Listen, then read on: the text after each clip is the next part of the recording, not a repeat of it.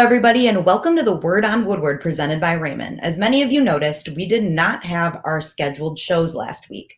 We don't often stray into issues outside of sports, but as we've watched what has transpired across the country the past couple of weeks, we have spent this time away reflecting on what we can do to be more inclusive and help work towards positive change.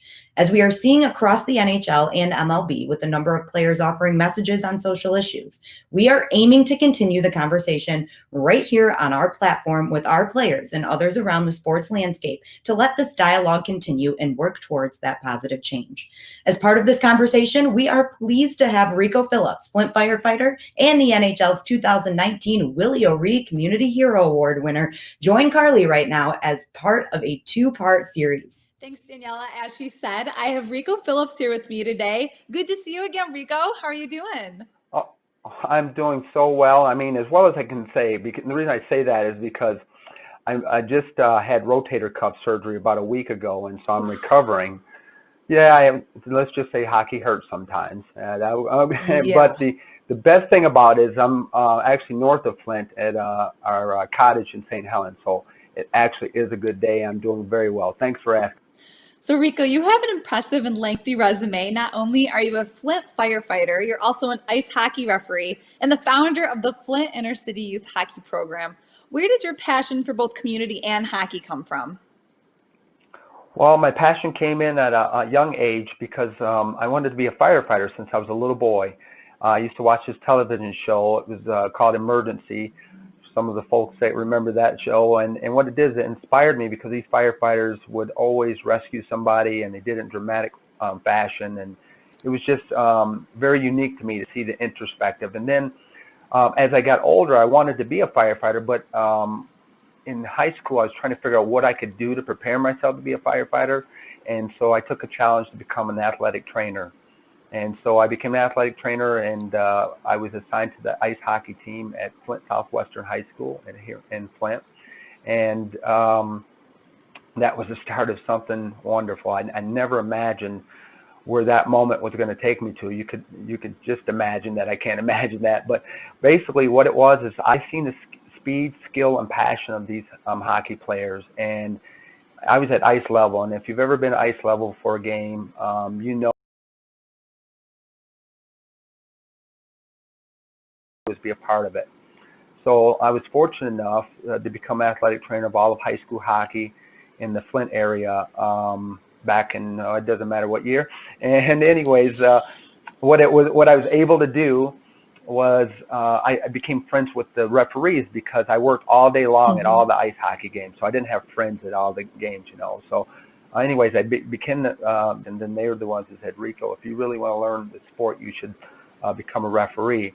Not realizing, or I don't even think they understood that I barely learned how to skate up to that point. So thanks, Daniela. As she said, I have Rico Phillips here with me today. Good to see you again, Rico. How are you doing?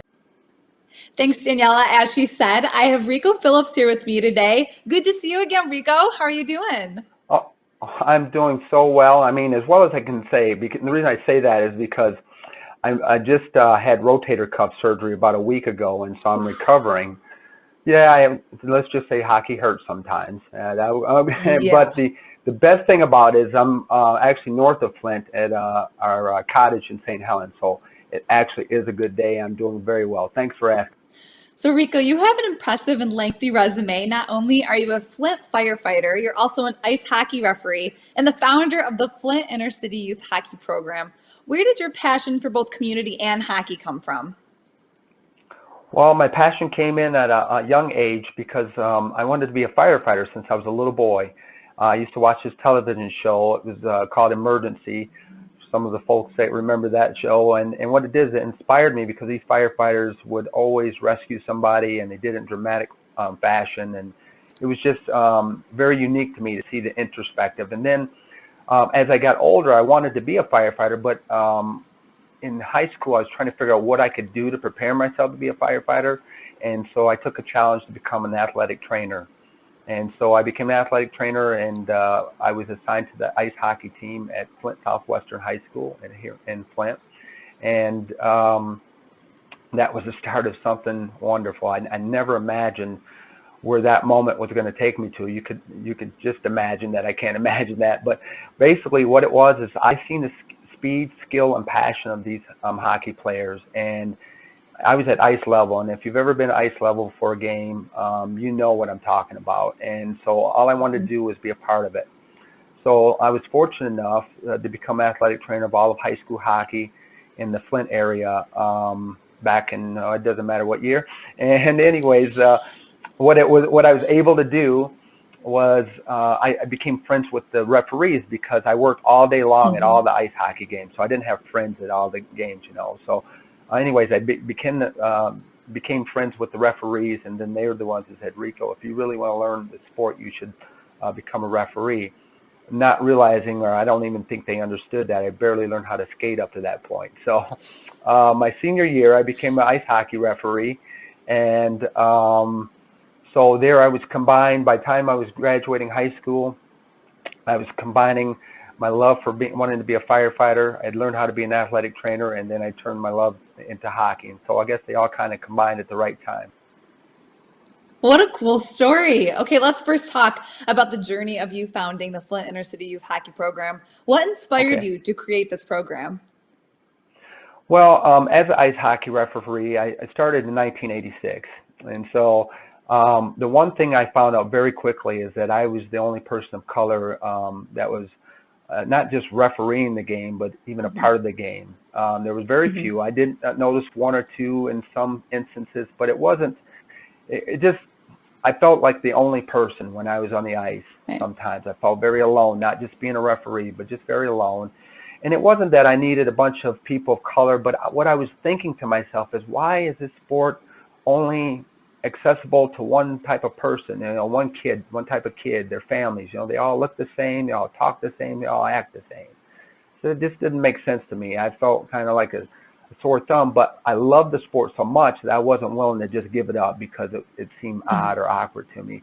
So anyways, long story a little shorter, what I noticed was the lack of diversity on the ice, and I decided that when I had the chance, the means, and the necessary everything to make something like that happen, I would start the Flint Intercity Youth Hockey Program. I didn't know that was the name of it at that time, but that's where it all came from. It was kind of from being on the ice and feeling alone, to be honest with you. So tell me a little bit more about the program and what it entails for kids in Flint. Absolutely. Our program was founded actually in 2010 out of my vision. And what it's aimed to do is teach the kids between the ages of 8 and 11 the sport of ice hockey, absolutely free. And what makes that unique, if anybody's familiar with ice hockey, it's so expensive. And my focal group was our kids from the city of Flint. And if you notice, I didn't say black kids from the city of Flint or white kids or this kid or that kid, all kids. And what that means to me is diversity within itself. When I think of diversity and inclusion as it relates to our program, I think of all socioeconomic levels as well.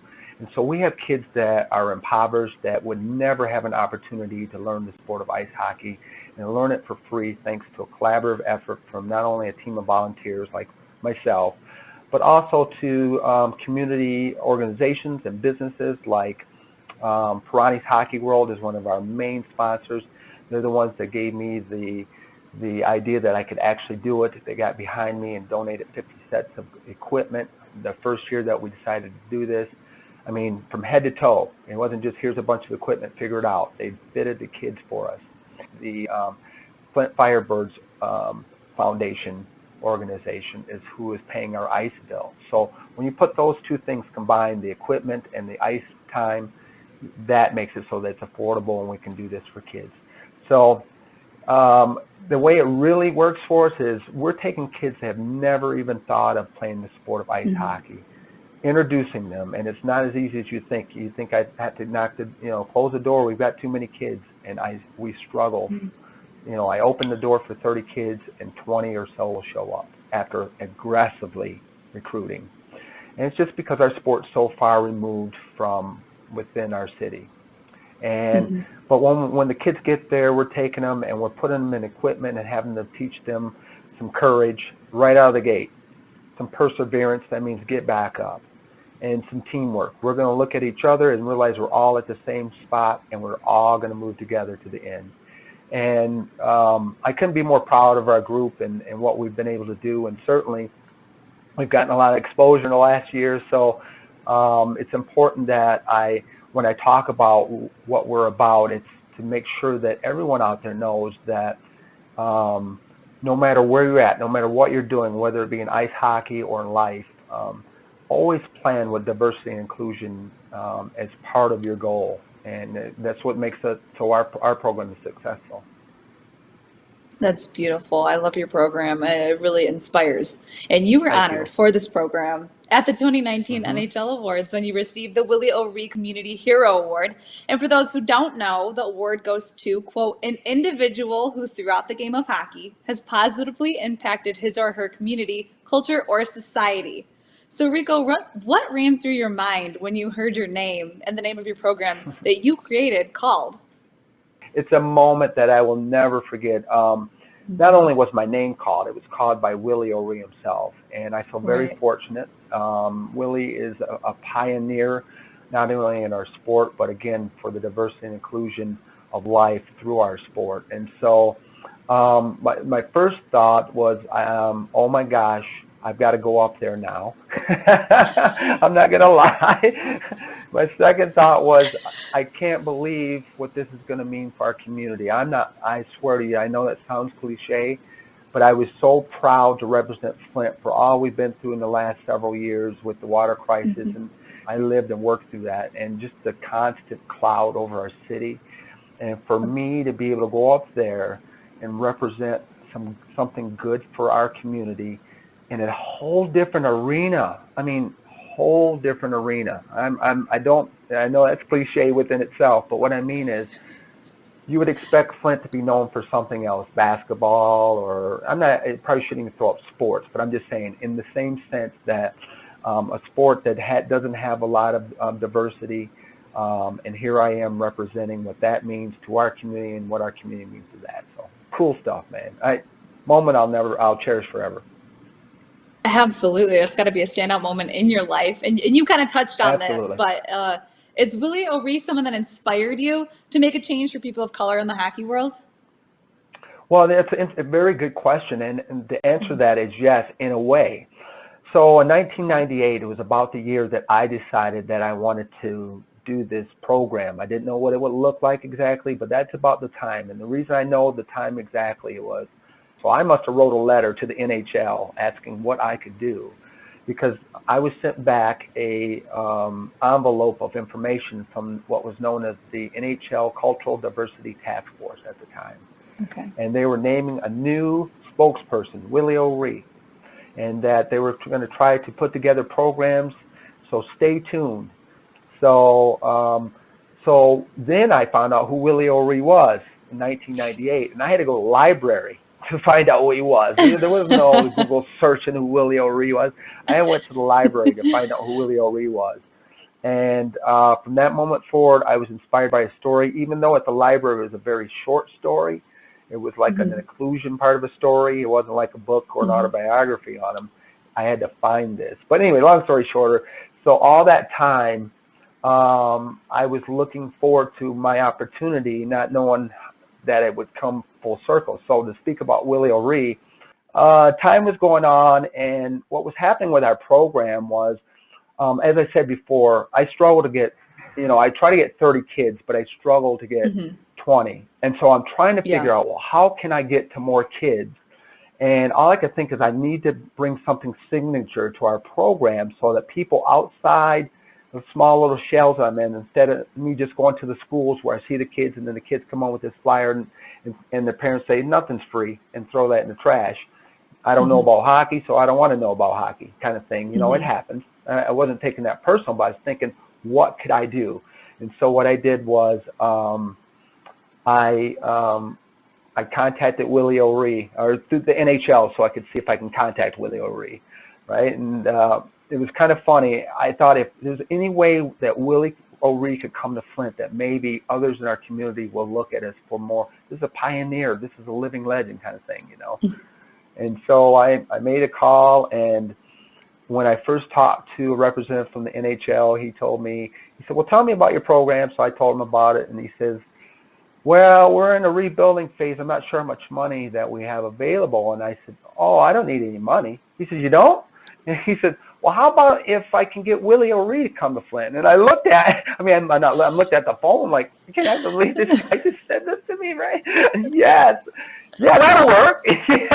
So I've No been so kidding. fortunate, that everything's worked out so well for me. And I can just tell you that if you ever have an opportunity to meet Willie in person, he will change your life.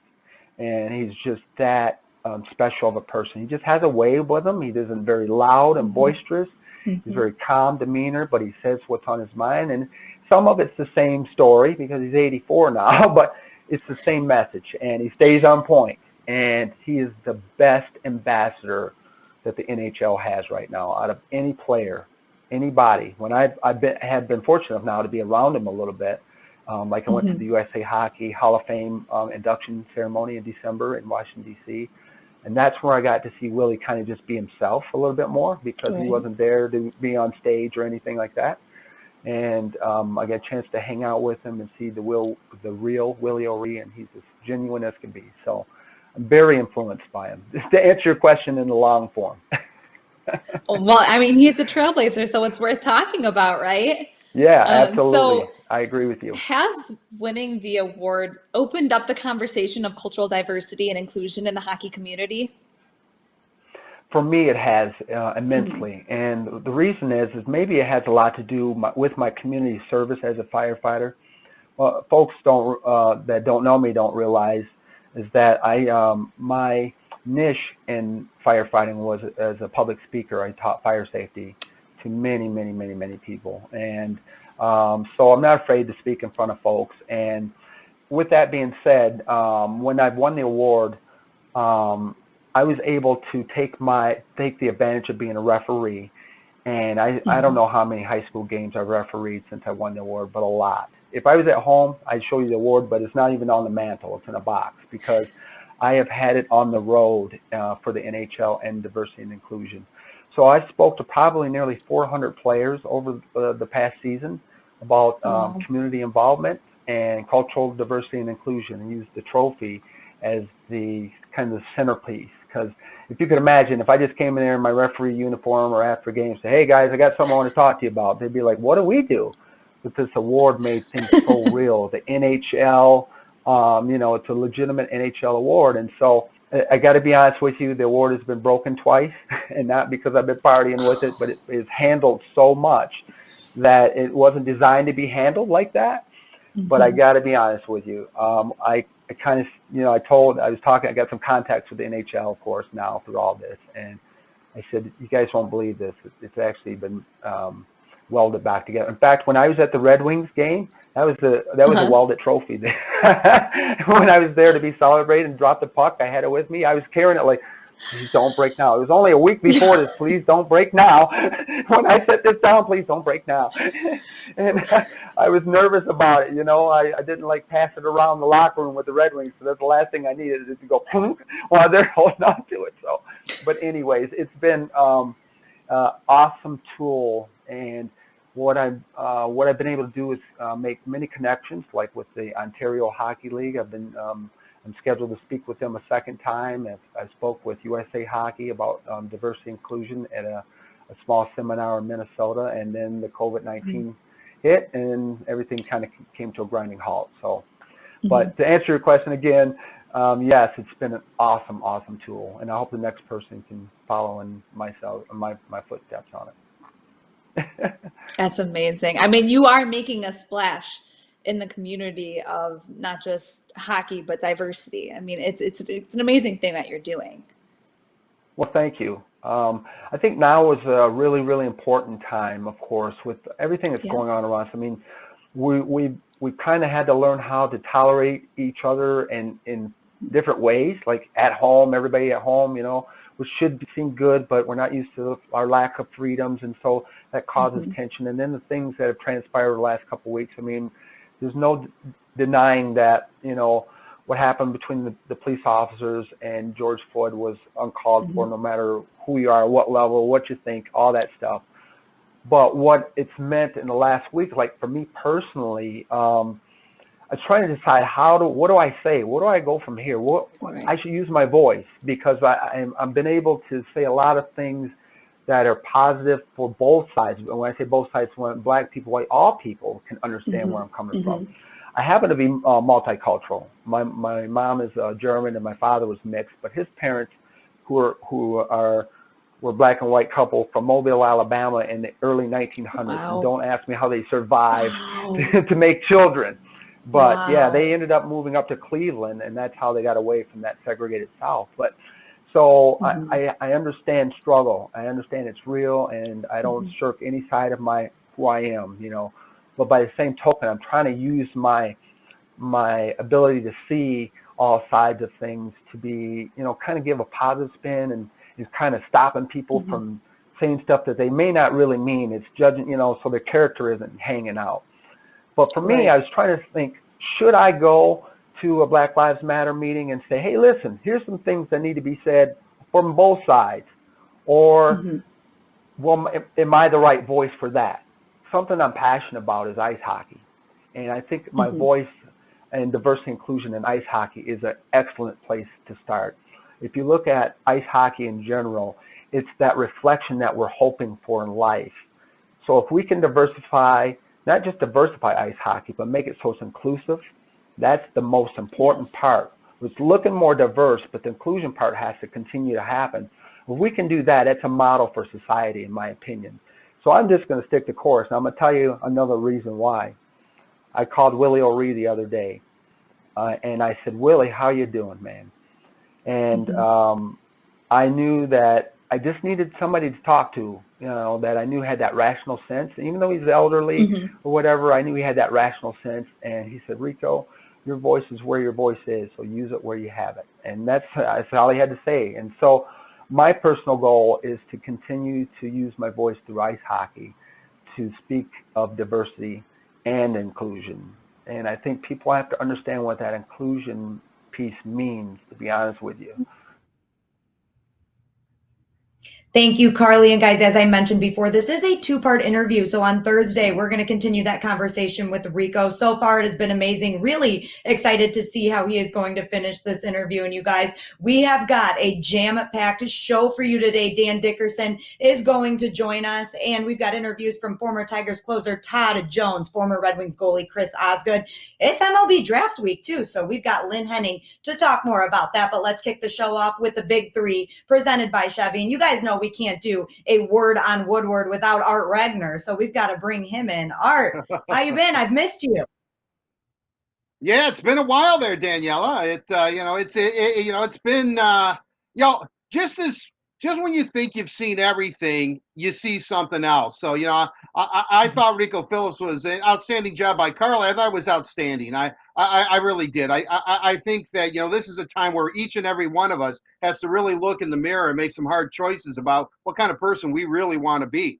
And it's not easy. I watched some of George Floyd's funeral because we're on at 3 today, and it was sobering. It was sobering, and so I'm interested to see what part 2 will be with Rico Phillips. Obviously, I saw a documentary on Willie O'Ree last year for a fundraiser for the Champions of Wayne, a group that I'm involved with, and the filmmaker was there, and we talked it over. The thing that's really extraordinary about Willie O'Ree is that he was blind in one eye when he played in the NHL. It was an outstanding player. He didn't tell anybody because he obviously wanted to play. But it's truly an inspiring story.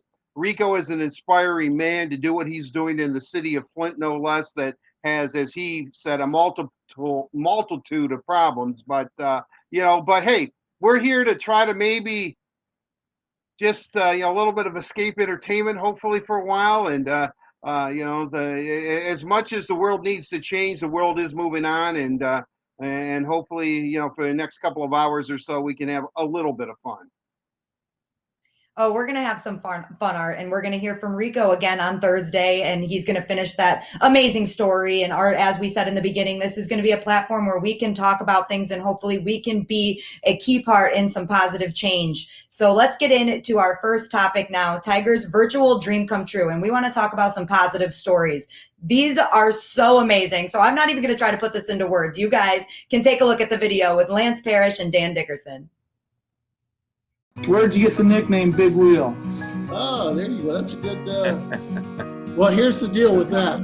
So in the early '80s, and it was before the '84 season. You remember when they had This Week in Baseball on TV on Saturday? Yes. Yeah. Mel Allen. Yeah. That was the only baseball highlight show that was on because there was no ESPN at the time. So Mel Allen, who narrated it, started the segment by saying, "The wheels of the Motor City are turning." They showed highlights of, Allen hitting and Gibby hitting and Lou and Jack pitching and, different guys doing different things. And so they went on and went through that. And then as they moved through the segment, they got to another portion of it. And I think at that particular time, I must have been exceptionally hot. So Mel Allen said, "And now the big wheel." Big Wheel. So as soon as he said that, "and now the big wheel," and they showed me, as soon as he said that, from that moment on, everybody started calling me Big Wheel. So, I thought that was. I could have a lot worse nicknames, and it's kind of an honor to have it come from a guy like Mel Allen. So. Oh my gosh. Thank you so much. I appreciate it. Yeah, good. And senior fans for life. There you go. Beautiful.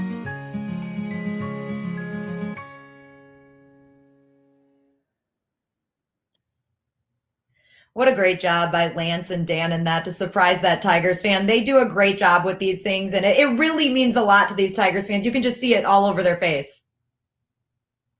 Well, yeah, certainly. I mean, he was oblivious. I think he even had children. I mean, that's how focused he is on Lance Parrish. Lance Parrish has always been a great guy. The big wheel. One of my all-time favorite sports posters I have is him in the old Detroit Tigers uniform.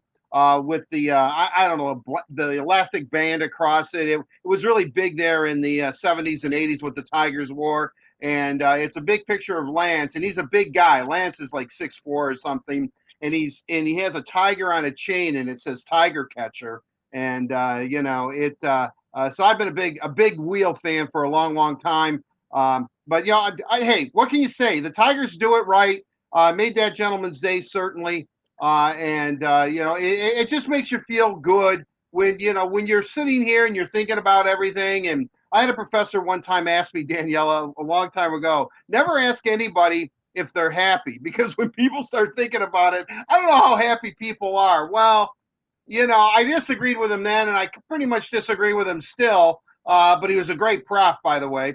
But with that said, I think that how can you not be happy after you see that interaction between Lance Parrish and that fan? A good job by the Tigers, as always. I second that, Art. Great job, Tigers. These are always so fun to see, Art. Let's move on to our second topic of the Big Three. We're going to talk a little bit of the NHL update here. And really what that is they are entering phase 2 of the return to play plan. And I believe it was as of yesterday that clubs are permitted to reopen their training facilities, and they're allowed to train in small groups, leading up to what hopefully is a training camp in phase 3 or 4. So we're still not quite there yet, but moving on to phase 2 is a big thing. And hopefully these guys can get back on the ice as soon as possible. Well, yeah, certainly. I mean, I read everything, all the 24 teams, is that not a whole lot of guys are flocking to get back right now. I think everybody is just trying to take a wait and see approach. I know it's in groups of 6. It'll be interesting to see how this plays out. As hopeful as we all are that sports are going to begin, we know just because everything seems to change, heck, second by second, not even day by day now, how this is going to play out. And I think players, as I said, I think now the reality hits. Now we have to play, or now we're getting into the next phase, in this case, phase 2. Phase 3, then phase 4, and then next year the Red Wings will be in phase 5, where the next regular season will begin. So I think this is a real important time to see how the players themselves react. I mean, you can say one thing, yeah, I want to play, I want to play. Now they have to leave their homes, leave their, you leave their home country in some cases, get back and very slowly but surely work their way into a training camp that it's not going to start to July 10th. So I think we're right there now, right on the edge of this cliff and seeing which way we're going to go. Hopefully we walk away from it and we get hockey, we get sports. But I really think that, this is a very important time on so many levels, in so many aspects. But right now, to get sports started, it's good to see them trying very, very hard. What the next step is, that could be determined by COVID-19, which is something, unfortunately, at this point, we can't control. Exactly. Good to see things trending in the right direction. And as things happen and we have updates for you, we will definitely be giving them to you. All right, let's move on to our third and final topic of the big three today. And this one, we're going to take a look at what our players are doing in the community because they are always doing so much. This time we want to highlight Evgeny Svechnikov donating PPE to support Midland, Michigan. Not only are they also a part of this global pandemic, but they had those terrible floods just a few weeks back. So Evgeny took it upon himself to donate some masks and some hand sanitizer to the local hospitals there just to help them get through this very difficult time. So great job to him. Svech is always doing amazing things. Hey, off the ice too. Well, without question, he and his brother played up in Saginaw, so he's familiar with that area. And I really think what's interesting about this whole thing is that, again, we have a tendency to forget. I mean, what happened was 2 dams break, and entire lakes and rivers leave. I remember seeing so many videos of guys saying, believe it or not, this used to be lakefront property, and now it's just all mud, So even though it's, again, and I know I'm sounding a little bit redundant here, but with everything that's going on, you have a tendency to forget that there's people hurting not only from COVID-19, people obviously talking about the situation with George Floyd, and we have a tendency sometimes to forget, God, the people in Midland, Michigan. I mean, 150 homes wiped out and gone like that. So Evgeny Svechnikov, Andrei Svechnikov, and a really good close friend of theirs up in the Saginaw area decided to do something for that community. So, hey, you can help everybody every day. Somebody always needs some help, right? And for him to really focus in on an area that he's familiar with and help those people out, because we have a tendency in this fast-moving world to forget. We think, well, okay, yeah, that was last week's problem. No, this is a long-term problem. And so for Svech to do that, great job, buddy. And be healthy. Definitely. Stay healthy. If anybody needs a break, it's him. That is totally true. It's always great. He is. We have some awesome athletes in both organizations, so always great to see them giving back to the community. That wraps up our big three for today, presented by our friends at Chevy. Chevy Clean dealers are committed to using enhanced vehicle cleaning measures with CDC-approved cleaners, so when you're ready, you can find new roads with confidence. Let's get right into our mailbag segment today. This one is delivered by Little Caesars. And as I promised earlier in the show, we're going to bring in Dan Dickerson for today's mailbag, one of our favorite guests. It's definitely Art's favorite guest. He says that, I think, every single show. So, Dan, how you doing today? Great. How you guys doing? Always good to see you. Hey, Art. Hey, Dan, Double D, how are you? Really, 1A and 1A, my favorite broadcasters. I have to add another one. 1A, 1A, 1A, Double D, Dan Dickerson, Kenny Kale, and I better get Daniels in there or else I won't hear the end of it. So I hope I make that list one day. Always company. Yeah, oh yeah. But you're right there. You're 1A at the top of the 1A list today, Dan. We've got some great fan questions, you guys. So let's get right into this. Dan, the first one is for you. Dan from Bloomfield Township asked, Dan Petrie mentioned he was drafted the same year as Trammell and Jack Morris. Did you know they also drafted Hall of Famer Ozzie Smith in that year too? Yeah, it's funny. I remembered that, but I had to go back and look at just how close the Tigers were to signing Ozzie Smith. Terrific story from Jason Beck a couple of years ago. He was at Cal Poly. He promised his mom that he was going to complete his college education unless he got a certain dollar amount. And the Tigers apparently were willing to match that dollar amount, $10,000. Think about that. And they're about $1,500 apart. LaJoy was willing to go to $10,000. Jim Campbell overruled him. And for $1,500, the Tigers did not sign Ozzie Smith, future Hall of Famer. And Tiger fans maybe missed out on plays like we just saw. But isn't it amazing? The funny thing is he signed the next year for $5,000, drafted 5 rounds higher. Isn't it amazing to think how Tiger history might have changed with Ozzie Smith and Alan Trammell drafted the same year? Where would the 3 have ended up? Whitaker, Trammell, Ozzie Smith, because they're all going to make the major leagues. They made the major leagues within a month of each other, one in September, one to start the year the next year. So how would that have played out? Because you're pretty sure that Ozzie Smith would have been at shortstop. Would Trammell have been one of the Tigers' greatest third basemen of all time? Would have been fascinating.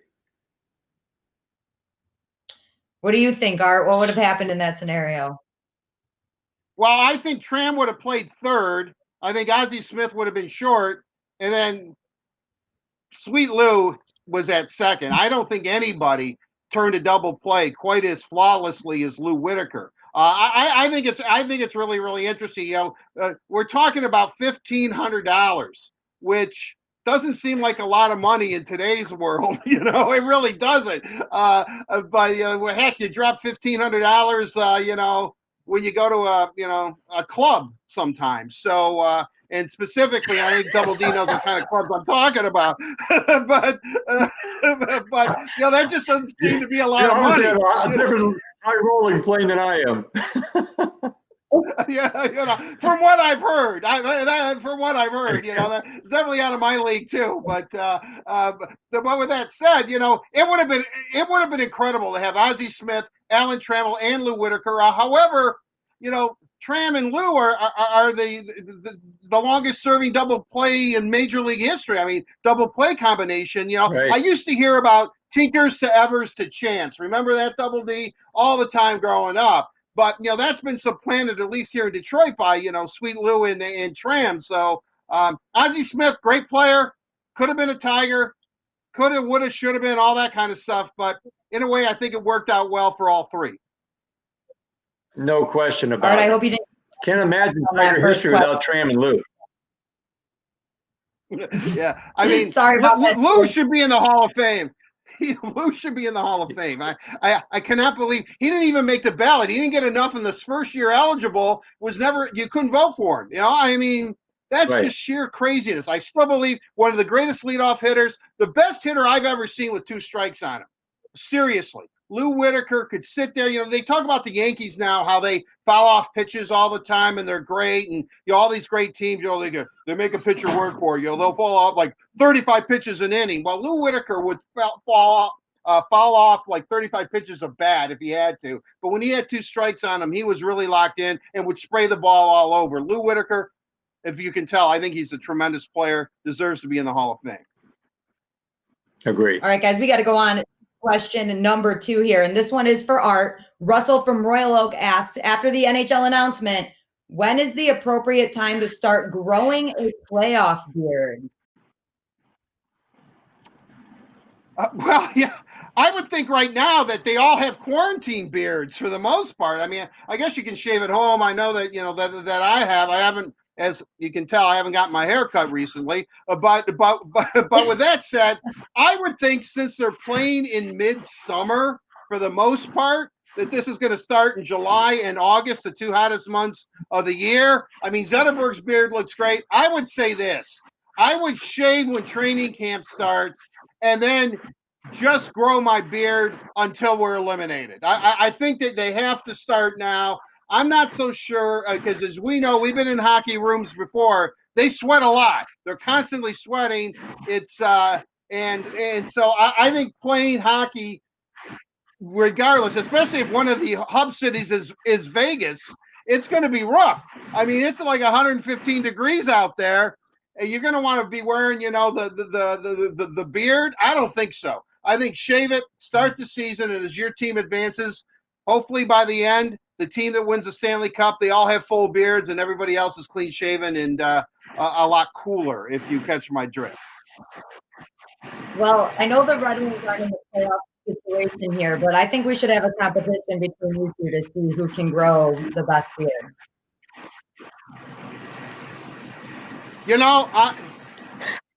I could not grow any kind of facial hair for a long time, and I will tell you this: the older I get, it's pretty amazing where your body decides that it wants to grow hair. Places that you never imagined before as you were growing up, So I mean, it's a wonderful thing, the aging process. All right, before we get too detailed with that one, let's move on to question number 3, our final question for Dan. Jamie from Clinton Township asked, remember when Bobby V got ejected and came back into the game in disguise? What would your disguise be? The great thing is he really didn't try here. I think that's if you're going to look at disguises, he didn't really try. T-shirt, sunglasses, and I'm not sure if that's mascara mustache or an actual fake mustache. It's pretty. He had fun with it. The Mets announcers caught it, and they were dying. I'd probably come back. I don't know. I always liked the rockers from the 70s with the long hair. Think Todd Rundgren. Think Bob Seger. Something like that because it'd be a little different look for me. Mustache, maybe not. Maybe just a little hair on my chin and maybe a goatee. That's a look I'd go for. I love it. One time I did come to a game in disguise. I went to a Red Wings game dressed as Hulk Hogan. I had the mustache and everything. So that's always a decent option. I had the bandana on, sunglasses. So it was pretty good. I mean, he actually denied that was him. Come on now. Oh, that is awesome. Art, what do you think? You got any disguises up your sleeve if we ever we need to undercover situations? Well, for me, first of all, obviously, Bobby V was a fan of the Marx Brothers because that looked like a Groucho Marx mustache, I've always been one of these kids that loved reading comic books and different things. And the thing that I always ordered, and I'd always watch for the mailman because I didn't want my parents to know that I did this, were those X-ray glasses, that they had like the circles or something. They never worked. I mean, it was a big sham. And I've been looking I've been looking around, sometimes, I've actually tried to unpack boxes lately because I've been home so much, I can't find them. But that would be what I would have, those, I don't know, Danielle, it might be a little bit before your time. Double D, I'm not so sure that you know what I'm talking about, but there were always X-ray glasses. They had a little caricature of a guy like, wow, because you could see through things. I figured they didn't work. I figured they didn't work given the price. They were right next to the advertisement for the sea monkeys, if I remember correctly. Just add water. You're absolutely 100% correct. Sea monkeys, X-ray, you can get X-ray vision, and obviously when you're going through adolescence, X-ray vision would be something you would really, really enjoy. And because you're just curious. You're just curious, and I think that's why we do what we do. Dan, longtime reporter, myself, curiosity. That's what Walter Cronkite said. If you want to be a good journalist, you have to be curious. And trust me, back then with those X-ray glasses, I was definitely curious. All right. Well, we went from disguise to X-ray vision goggles. Thank you for that one, Art. And a big thank you to Dan Dickerson, too. Thank you so much for joining us in today's mailbag delivered by Little Caesars. Little Caesars proudly introduces their hot and ready pepperoni cheeser. You get a large pizza topped with classic pepperoni, fresh mozzarella, and a toasted Parmesan and Asiago cheese crust for just $7. Try our no-contact pizza portal or delivery from Little Caesars. You guys, as mentioned, we still got a jam-packed show for you. Former Tigers closer Todd Jones is going to join us, and we've got former Red Wings goaltender Chris Osgood, and Lynn Henning is going to talk some MLB draft later in the show. But right now, we're going to bring back Carly Johnson for Bet You Didn't Know, and she's going to take this one over because I hear that she's got a little something up her sleeve for us today. That's right, Danielle. We're going to do something fun and different this time around. So we're going to play something called Word Association. It's going to be Red Wings edition.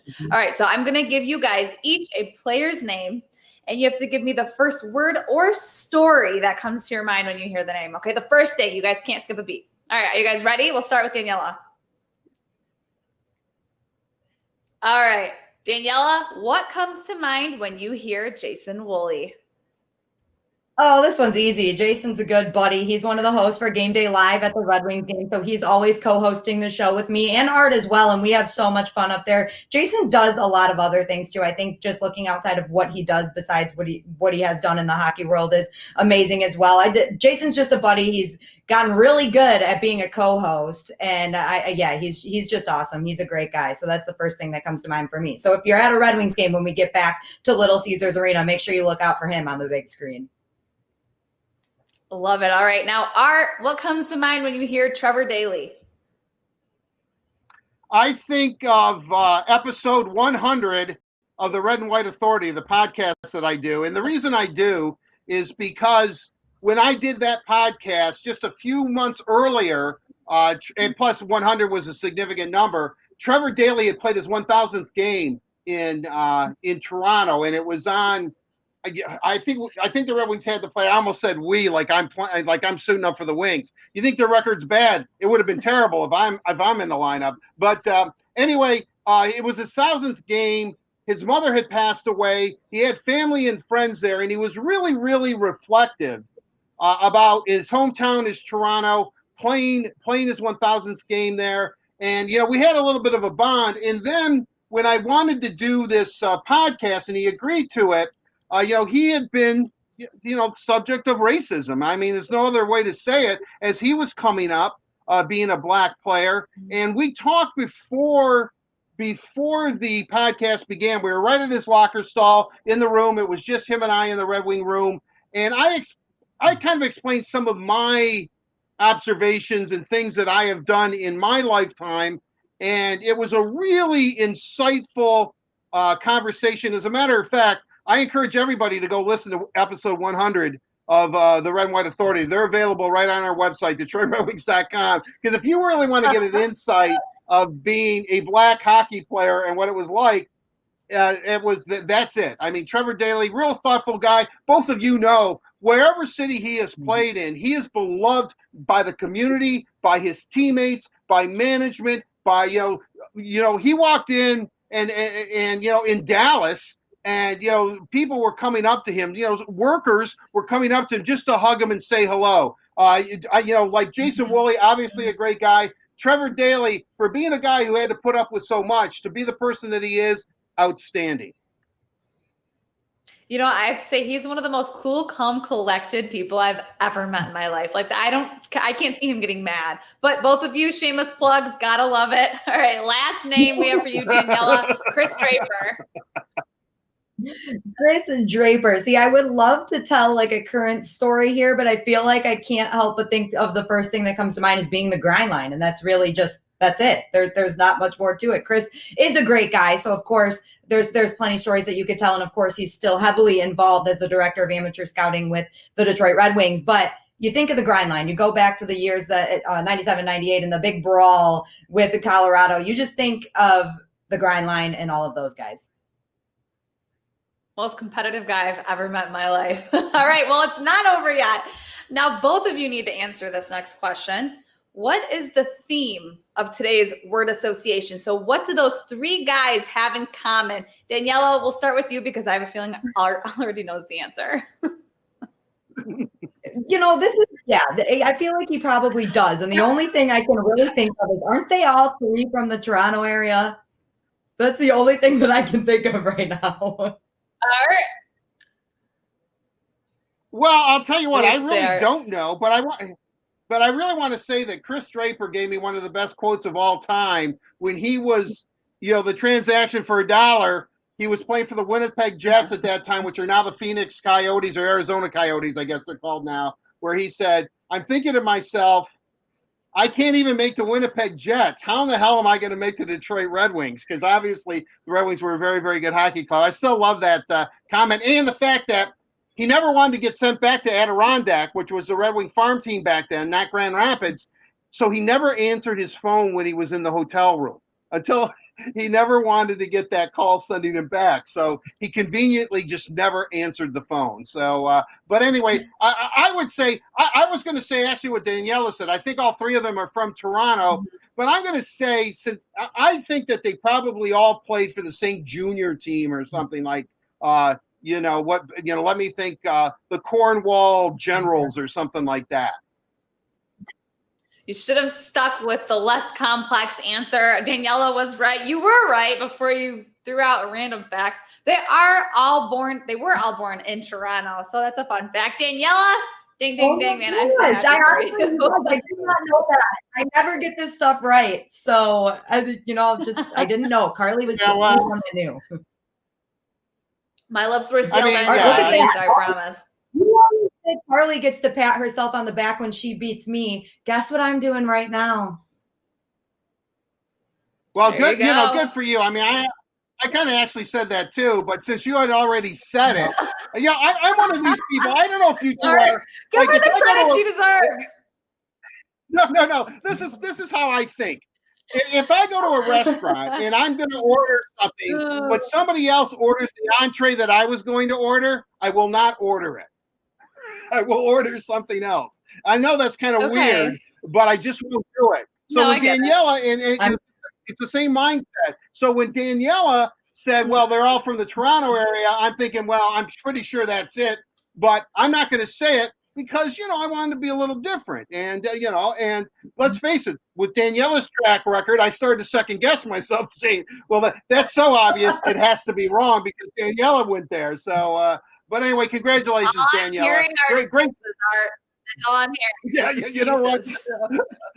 Hey, I've covered athletes a long time. I hear it all the time. Well, I don't want to say it was an injury or I don't want to say it was officiating, but, and then they go right into it. So, a little bit of that's probably rubbed off on me over the years. I thought it was going to be something way more complicated than that. So when that came, like you said, Art, that seemed too obvious, but I didn't have anything else. So. And I already said Trevor Daley was revoking your degree. Oh, yeah. Hey, you know what?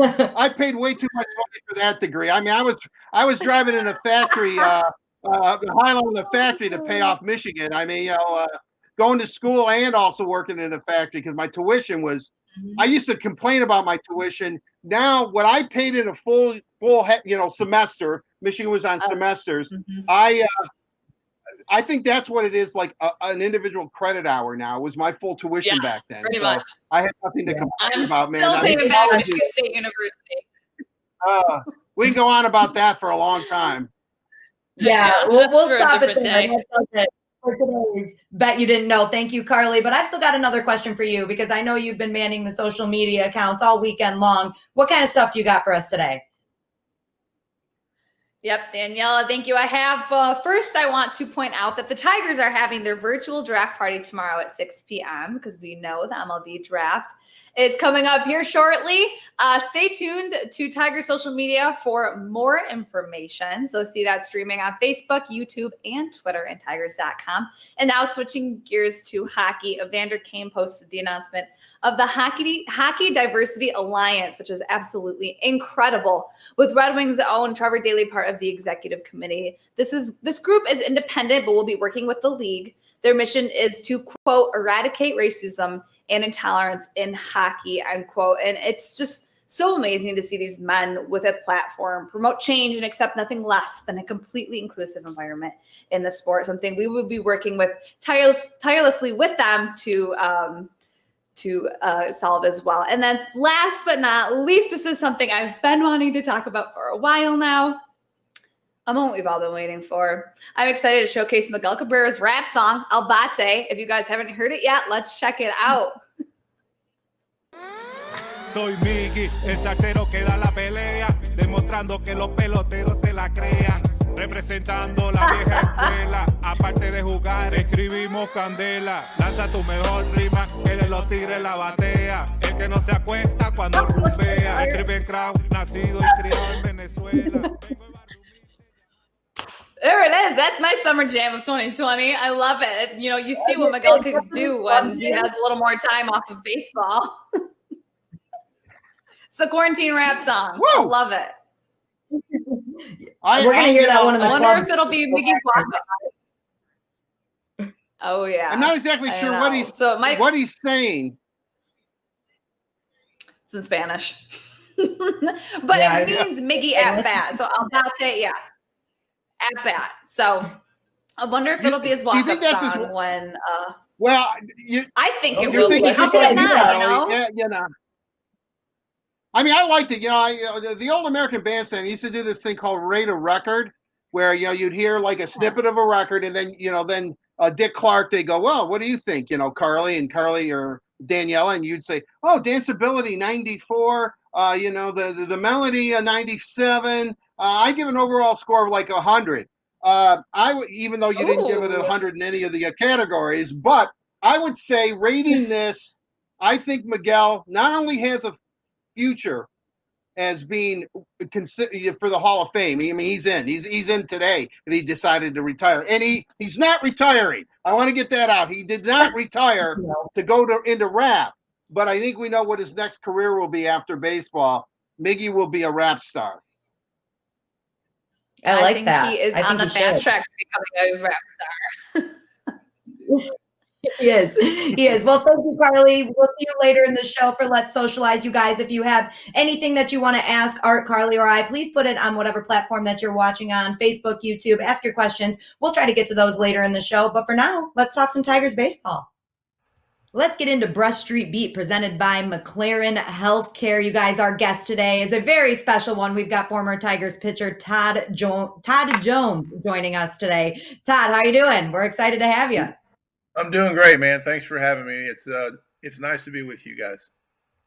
It really is. It's great to see you. And we're going to talk a little bit today about a couple of games specifically, because we're lucky enough that our friends at Fox Sports Detroit have been running some classic Tigers games. And tonight we get to watch the last game at Tigers Stadium, which you were a very big part of. You actually pitched the very last pitch. So let's start right there. What do you remember about that game? Oh gosh, it was at the time in my career, it was the biggest moment in my career, because it was 1999 and I was up. My first year was 1993, and I'd never been a part of anything that big and that special and that spectacular. So just the whole, what I remember the most would be the culmination of the entire season coming up to that final weekend homestand, and the final homestand, and then once the game started, the president of the Tigers at the time was a guy named John McHale, and he came in the locker room and says, "Hey boys, I don't care what happens, but you guys better win this game today." So there was a lot of pressure, because we wanted to send out Tiger Stadium on a high note, and we were able to do that and had a great time and great experience. Todd, I was at that game and actually a member of the media covering it. And what I really remember, maybe it's because I was born and raised here in Detroit, is the pregame ceremony where all the old Tigers came out of center field and they introduced all of them. You're a player. You're wearing that old English D. Does that give you really a better sense of history about how old the Tigers really are? Charter member 1901 to the Tigers, and just the history of this club from Ty Cobb all the way up to, now people would say Miguel Cabrera, but I mean, the Tigers are truly one of the crown jewels of Major League Baseball. Yeah, there's no question about it. My first year in Detroit was 1997.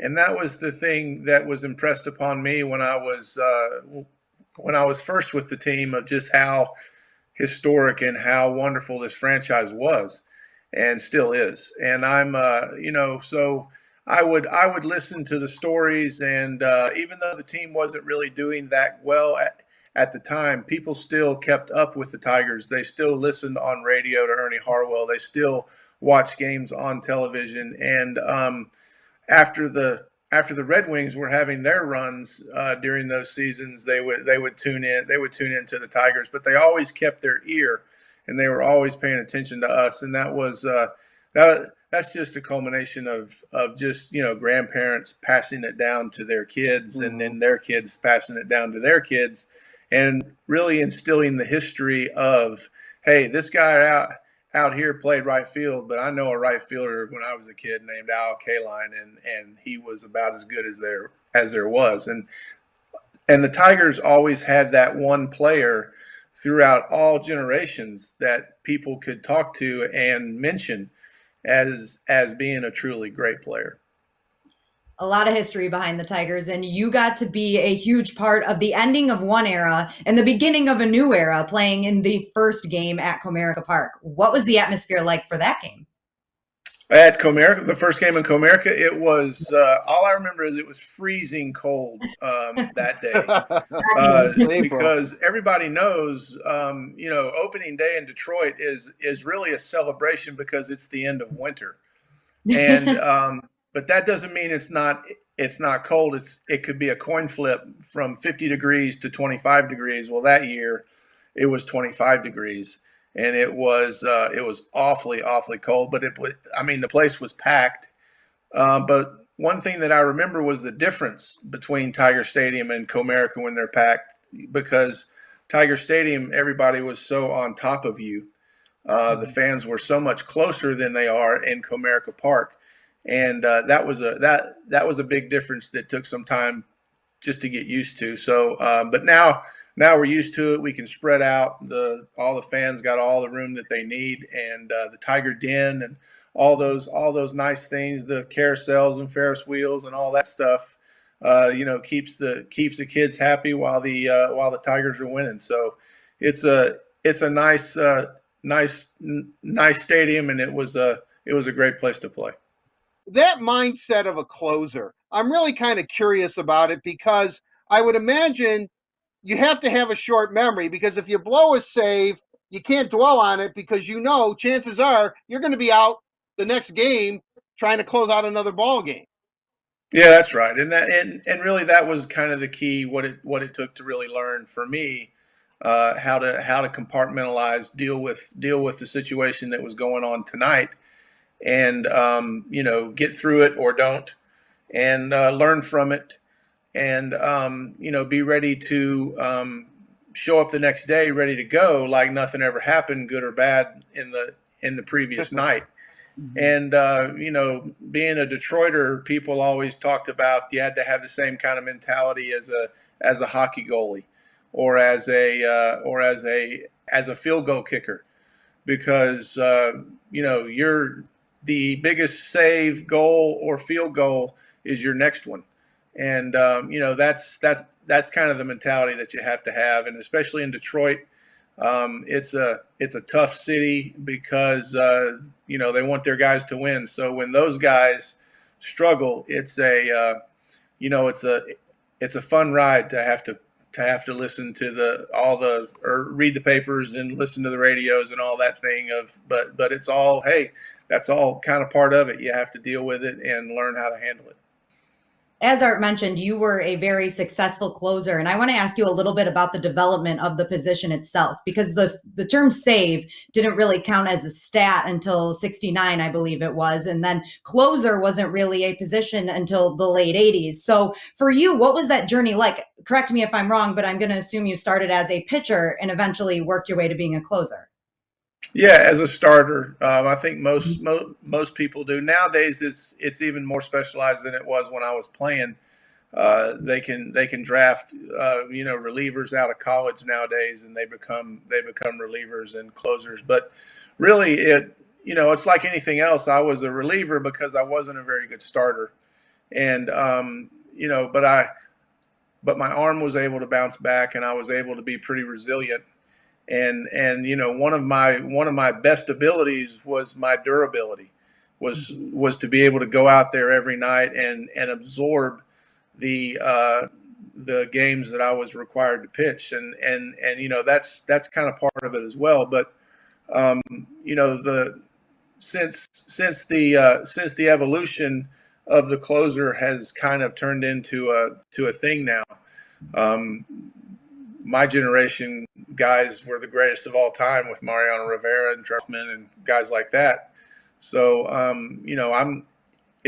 it's nice to see nowadays the importance of the 6th and the 7th and the 8th inning guy as a reliever, so we can all kind of work together to try to get the starter the win and make sure the Tigers get the win, because there's nothing worse than having a reliever mess the game up and cost Verlander or Matt Boyd or whoever it is now, cost them a win. So we wanted to just keep the line moving, hand the ball to the next guy, and we'll see it tomorrow night. That was kind of how we really thought about it.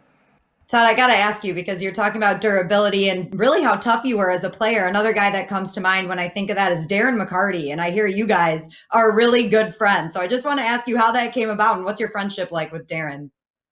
That was really an interesting thing. And, they were winning Stanley Cups when I first got into Detroit. So they were the cat's meow.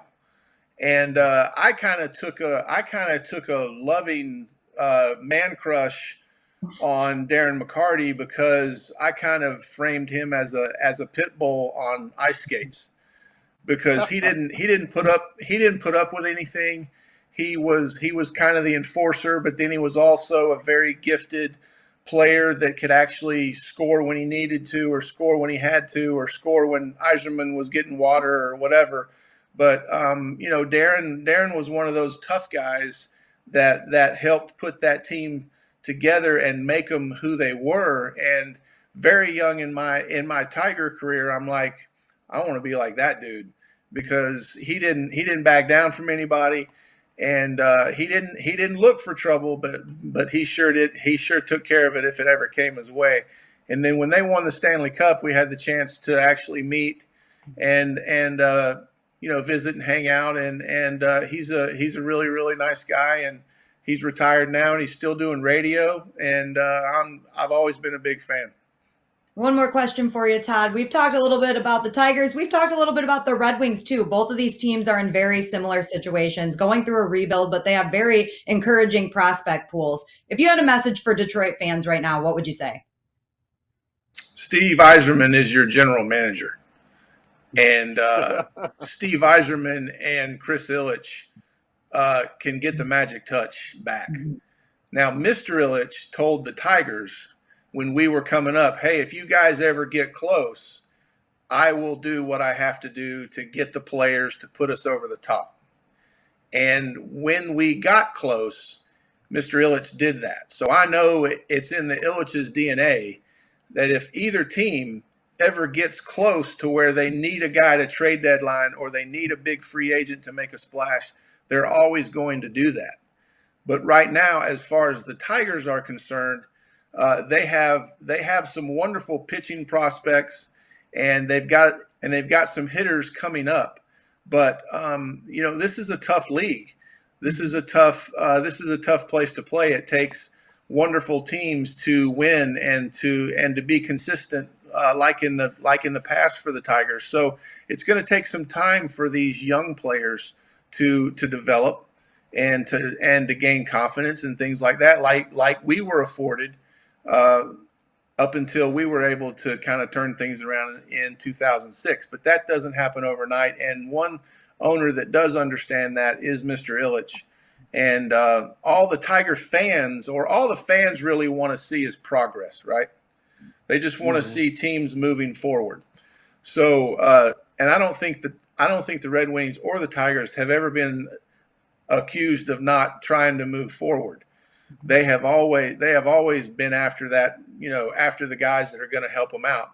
So, so we just have to wait and see. Continue to be patient. Continue to wear your Tiger hat and your Red Wing hat, because the days are coming, and you just don't have leadership the way we have in either organization, that can put together championship teams or be part of championship teams like the Red Wings or the Tigers have. So I'm excited to still pull for these guys every night. And I know that if we can continue to push the process forward, we can have a good result. Definitely good things on the horizon here in Detroit. Thank you, Todd, so much for joining us today. And a big thank you to our friends at McLaren Health System for presenting Brush Street Beat this week and every week right here on the Word on Woodward. Thank you again to Todd Jones for joining us. Great to hear from him. And Art, the two things that I really took away from that was, of course, the message that he had for Detroit fans. Really, really great to hear what he had to say about the state of the Red Wings and the Tigers. And the other thing is that I would really like to hang out with him and Darren McCarty one day. I think that would be a lot of fun. Well, I've hung out with Darren on a few occasions, and it is a very memorable experience. That I know. I've never had the pleasure of hanging out with Todd Jones, but the thing that I actually really like about that was when he made the comparison of the mindset of a closer to the mindset of an NHL goalie. Because we're going to have Chris Osgood on, is supposedly going to join us shortly. It's always hit or miss with Ozzie. I love you, Chris. But with that said, Ozzie, that was the key to Chris. I mean, he gave up some doozy goals. I mean, from center ice, and all kinds of weird things have happened to him. But he was always able to put that game aside. And one thing I will say this about Ozzie, and I'm trying to butter him up here before he gets on, is that he always, if he had a bad outing or gave up a bad goal or lost a game, almost 10 out of 10 times, the next game, he either gave up a goal or a shutout. So, he was always a big-time player that way. And Todd Jones was the same way. I remember going through a little bit of a stretch where, he kind of blew like 4 or 5 saves in a row. And it always seemed to be against the Indians way back when. But he always, first of all, he would stand up. He would talk about it. He would tell you exactly, hey, I screwed up, or hey, I just didn't have it, or I can't believe it, whatever. Whatever he said. I mean, he's an honest guy, obviously, as you could tell from the interview. But the next day, they gave him the ball, and he went out there and tried his darndest again. And as he said, that's what you need if you're going to be successful as a major league closer and also as a National Hockey League goaltender. So I thought that was pretty interesting. God, why he would gravitate to Darren is beyond me. Now, just kidding you, D-Mac. Darren is easy to he lights up a room, so to speak. And I literally mean he lights up a room. Well, Art, like you said, great perspective from Todd there. But before you make Ozzie leave the show, let's get into that interview. Oh, that's right. Let's get into Downtown Hockey Town, presented by Labatt Blue Light. Today's guest is former Red Wings goaltender and current Fox Sports Detroit Red Wings analyst, Chris Osgood. Chris, it's so good to see you. It's been way too long. As it ever. I've seen your show a few times. Impressed, I must say, and it's good to be here. I know you're a big Art Regner fan, so you have to be enjoying it. Oh, my ever. I don't get enough chance to see Art anymore. I see him at the games down in the press lounge, and he hasn't missed a beat. I'm always amazed. I'm not going to say his age, but wow, I just want everybody to know out there, he acts and looks a heck of a lot younger than he is, so we should all aspire to be Art Regner on some level.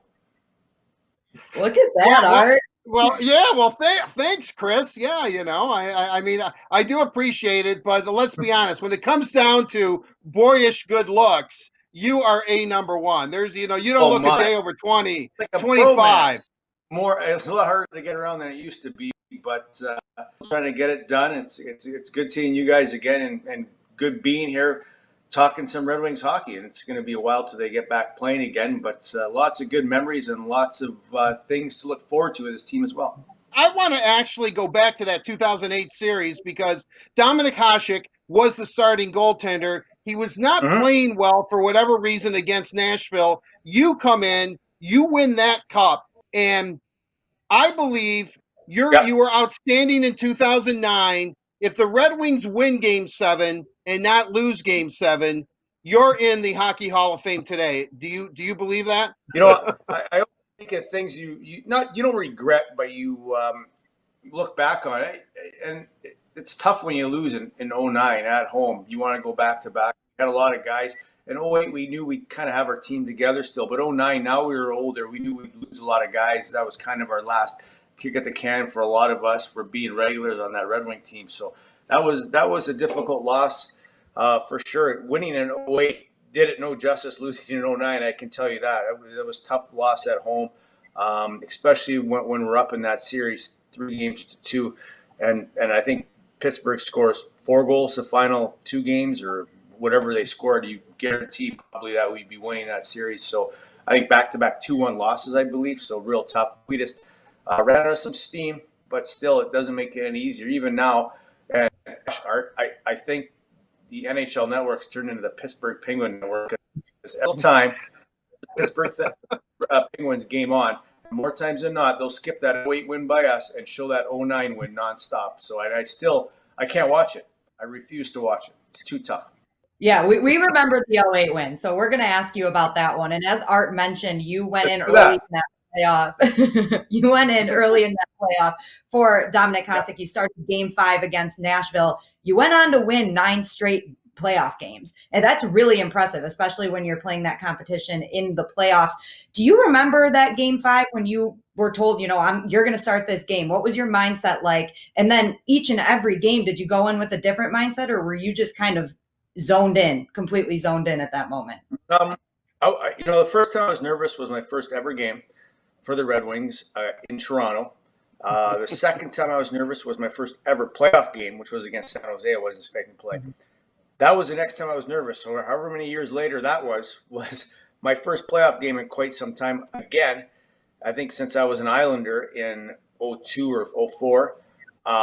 So now with the Red Wings, and I was nervous driving down Rosa Parks Drive. 100%, Art. The steering wheel, I was in the 10-2 position, not driving exactly straight, and it was tough.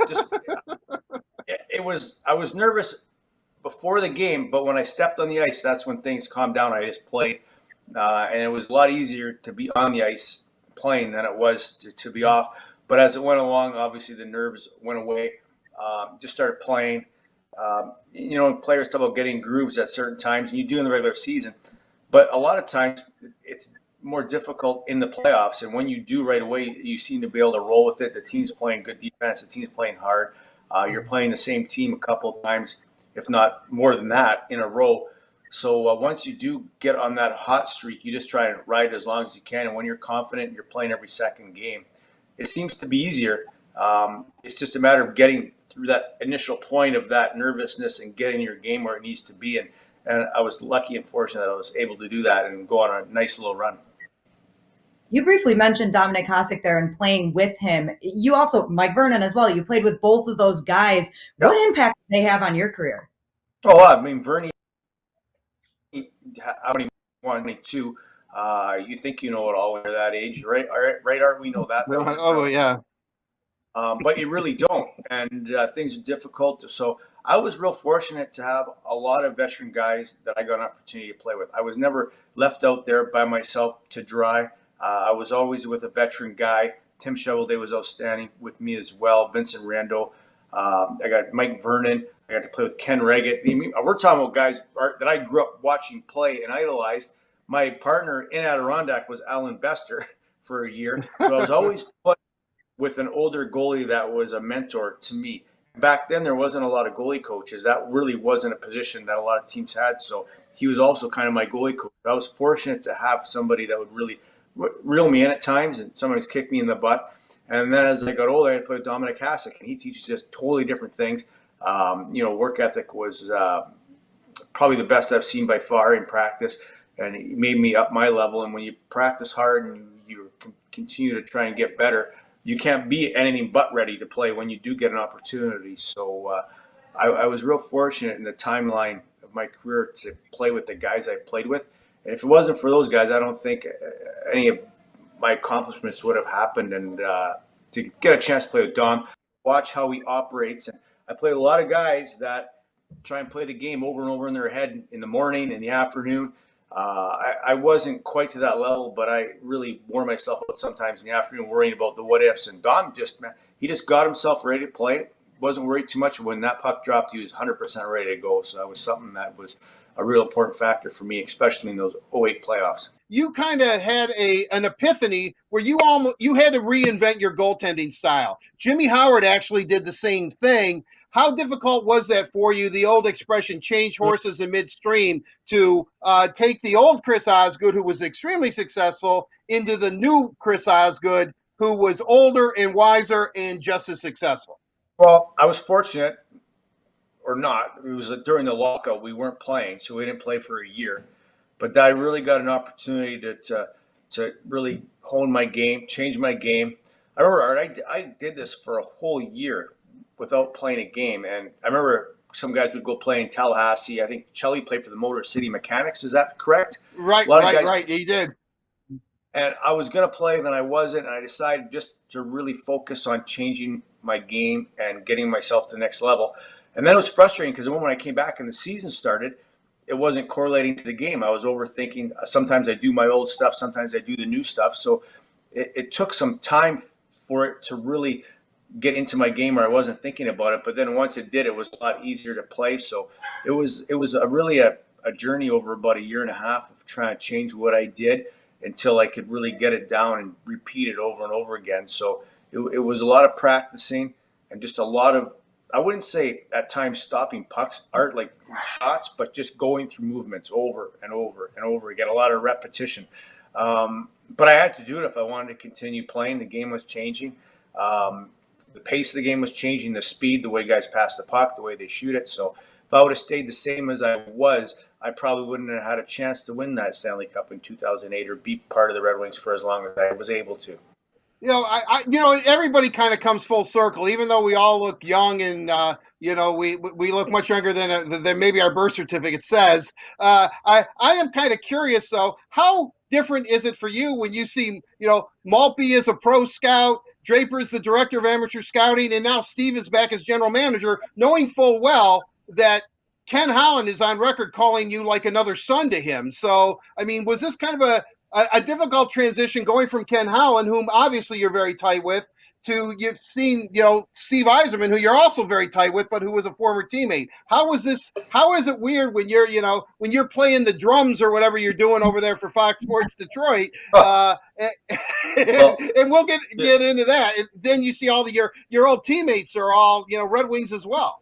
I'm not going to lie to you, Art.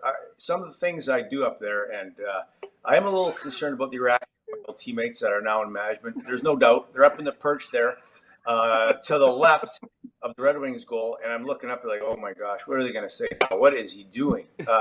But overall, I usually get I think it's pretty funny, so they enjoy it. I still love sitting down and talking hockey with them. And you go back to Ken Holland. Ken Holland, I mean, his number one thing, which isn't bad, is he was a loyal guy. He was loyal to his players, loyal to his scouts, loyal to the management. That's never a bad thing. If you want to be accused of something, you want to be accused of that. And he had a very good run here in Detroit. This is a Hall of Fame general manager. To me, he'll always go down as one, if not the best general manager and a real loyal employee of the Red Wings forever. And I hope that never changes. And but Steve Yzerman is a great GM. He knows how to build a team. He's patient, and that's a good thing. He's going to let this work its way out, and he's going to be able to make some real good moves. He made some great moves in Tampa when he was there. And you think of the Fabry move, Art, that was absolutely outstanding move by him. This is a guy that could score 30 goals a year, and he seems to fit in real well with this team.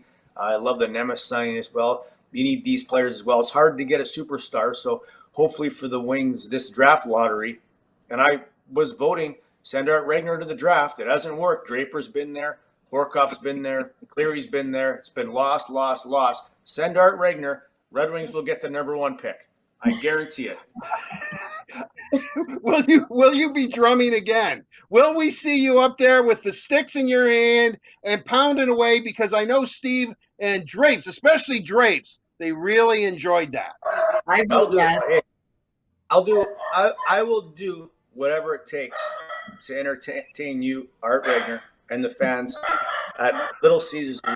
And if it brings more victories, I'll do it. I can tell you that right now. I'll drum. I'm not going to do certain things. There's a certain line that I can't cross anymore, but I'll do a lot of things for sure. Just as long as it brings for our Red Wings, and we hopefully one day get a playoff game at the Little Caesars Arena because I think that'll be absolutely outstanding. And then I might do anything. I might do anything. Thank you for joining us, Chris. And also a big thank you to our friends at Labatt Blue Light for bringing us downtown Hockey Town. Labatt Blue Light, refreshing Canadian Pilsner. Visit your local retailer when safe to pick up some Labatt Blue Light. I don't know if Ozzie knows exactly what he just got himself into, but we're definitely going to get him drumming again at Little Caesars Arena as soon as we can. And Art, I want you to talk about your relationship with Ozzie because it's so obvious. You guys are great buddies. It's so fun to do interviews with the both of you, and it comes out of both of you. It's great. Well, it's tough to do a straight interview with him and ask him serious questions. I think there's certain people you meet in your lives, regardless of what the situation is, how you meet them, that you think you've known them your whole life. You click with them immediately. They instantly become your friend. And I can honestly say that's exactly what happened with Chris Osgood. We, from the moment I met him, there was just something about him and the way we were able to relate to each other where there was no getting to know each other. There was a trust immediately, and we were more friends than we were anything else. And, and I want to say this, when you do what we do for a living and you go in there every day, you begin to relate to these athletes. You respect them, you respect their sport, you respect everything that they have to go through, but you get to know them as people.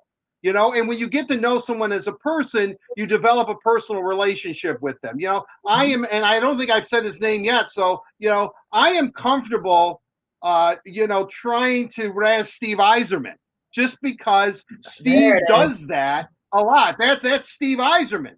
He likes to have, he has a biting sense of humor and is a really witty guy. Well, I like to I can't compete with him, obviously, but Ozzie was kind of the same way. Chris and I were able to just to bond and just be friends. And, I always enjoy his company. He's a lot of fun. As you can tell, I think that, and I didn't go down this road with him. I did not try to one up him or one top him. I've got a lot of information on him, and he's obsessed, as you can tell, with my good looks and age. But I didn't want to. There's a few things that I could have needled him about too, but I didn't. But he definitely should be in the Hall of Fame. Won over 400 games. His playoff numbers are better than his regular season numbers. The win percentage, save percentage. I just think that, eventually, and hopefully, and it could come at any time. I know they're going to, who knows now with COVID-19, when the league will announce it, but usually right around this time of year, late June, early July, they announce who are the inductees for the Hall of Fame ceremony that will take place in Toronto at the Hockey Hall of Fame in November. But, he definitely deserves to be there. I'm biased. I'm not objective about it. First I said Lou Whitaker, and who I don't know as well as I know Chris Osgood, but Chris Osgood too. I mean, he's just you just saw him. I mean, how can you not like that guy? He's effervescent. He's gregarious. He loves life, and he's a real good man, and he understands it. He gets it. So it's always fun to catch up with Ozzie. It is, Art. Ozzie's a great guy. And like I said, you guys are so much fun together. So it was great to have him on. And I don't think there are very many people that would disagree with you when you say that he needs to be in the Hall of Fame. So I think you're safe with that one. I don't know if that's too biased or not. But we've got one more really great guest for you guys today. And we know the MLB draft starts tomorrow. The Tigers have a big pick. So Art, I'm going to toss this one over to you for our headliner. Thank you, Daniela. Time now for the headliner presented by Miller Lite. Gives me great pleasure to introduce longtime sports journalist of the Detroit News, still contributing to the news. It's Lynn Henning. Lynn, thanks for joining us on the headliner. Really appreciate it. Good to be with you, Art, and nice to catch up with you after a long time. Yeah, it actually has been too long. I mean, we used to see each other quite often back in the day, and with the Major League Baseball draft, I know you've been following that coming up on June 10th. The Tigers have the #1 overall pick, but I want to ask you a question, and correct me if I'm wrong, because you would know the answer. It seemed to me at one time the baseball draft was endless. Guys were being drafted in like the 147th round. I mean, it used to, if a team didn't decided after 18, 20, 30 90 picks, they were done. They could stop, but then other teams could go until they were done drafting players. Now, because of COVID-19, the rules are changed where the Tigers, they have 6 picks in 5 rounds. I mean, I know that this is extenuating circumstances, but my gosh, this is a whole different ball game. No pun intended. That's going to happen here on June 10th and 11th. It is. They used to go 50 rounds, and then they cut it down to 40, and they were still drafting kids like Mario Mpemba's son in the 40th round just because they didn't really have any other prospects to go with at that stage. And so it did get to be almost a little bit frivolous. But this year they've sort of overcorrected, Art, because of coronavirus. Now to have this thing down to 5 rounds, and for a rebuilding team, I think that really comes as a bit of a blindside hit, because generally, Art, what you can do is get pretty good players even up until about the 10th round or so.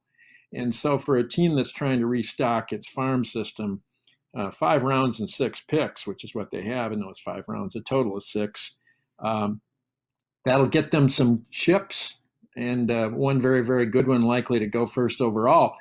But it's not exactly the kind of replenishment that they were expecting from this year's draft.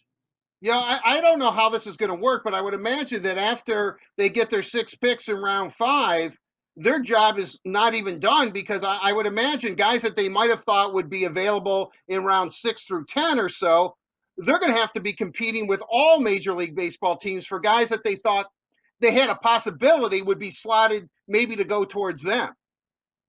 True, and what you'll find out too is unless these guys are college seniors, most of them will go back to either college or begin their freshman year either at a college or at junior college, which enables them next year, if they go to JC, to be available for the 2021 draft. That's where this thing is going to get just crazy and unpredictable. All of the people you didn't have to choose from this year will be jammed into that 2021 draft. And who knows, if COVID-19 isn't any more under control a year from now, Art, than it is at this stage, I don't know what's going to happen. But they really do need all 40 rounds next year, because there's going to be talent loaded through 20 of those rounds at least. And that's when this team will get probably some kind of advantage, depending if they're still selecting first overall or not. Now, that's a big, big, big edge, as we know. And that is their edge even through the 5 rounds this year, Art, is having that first slot right from the chute, right from the get-go. And that should get them some pretty good talent, even in this truncated draft.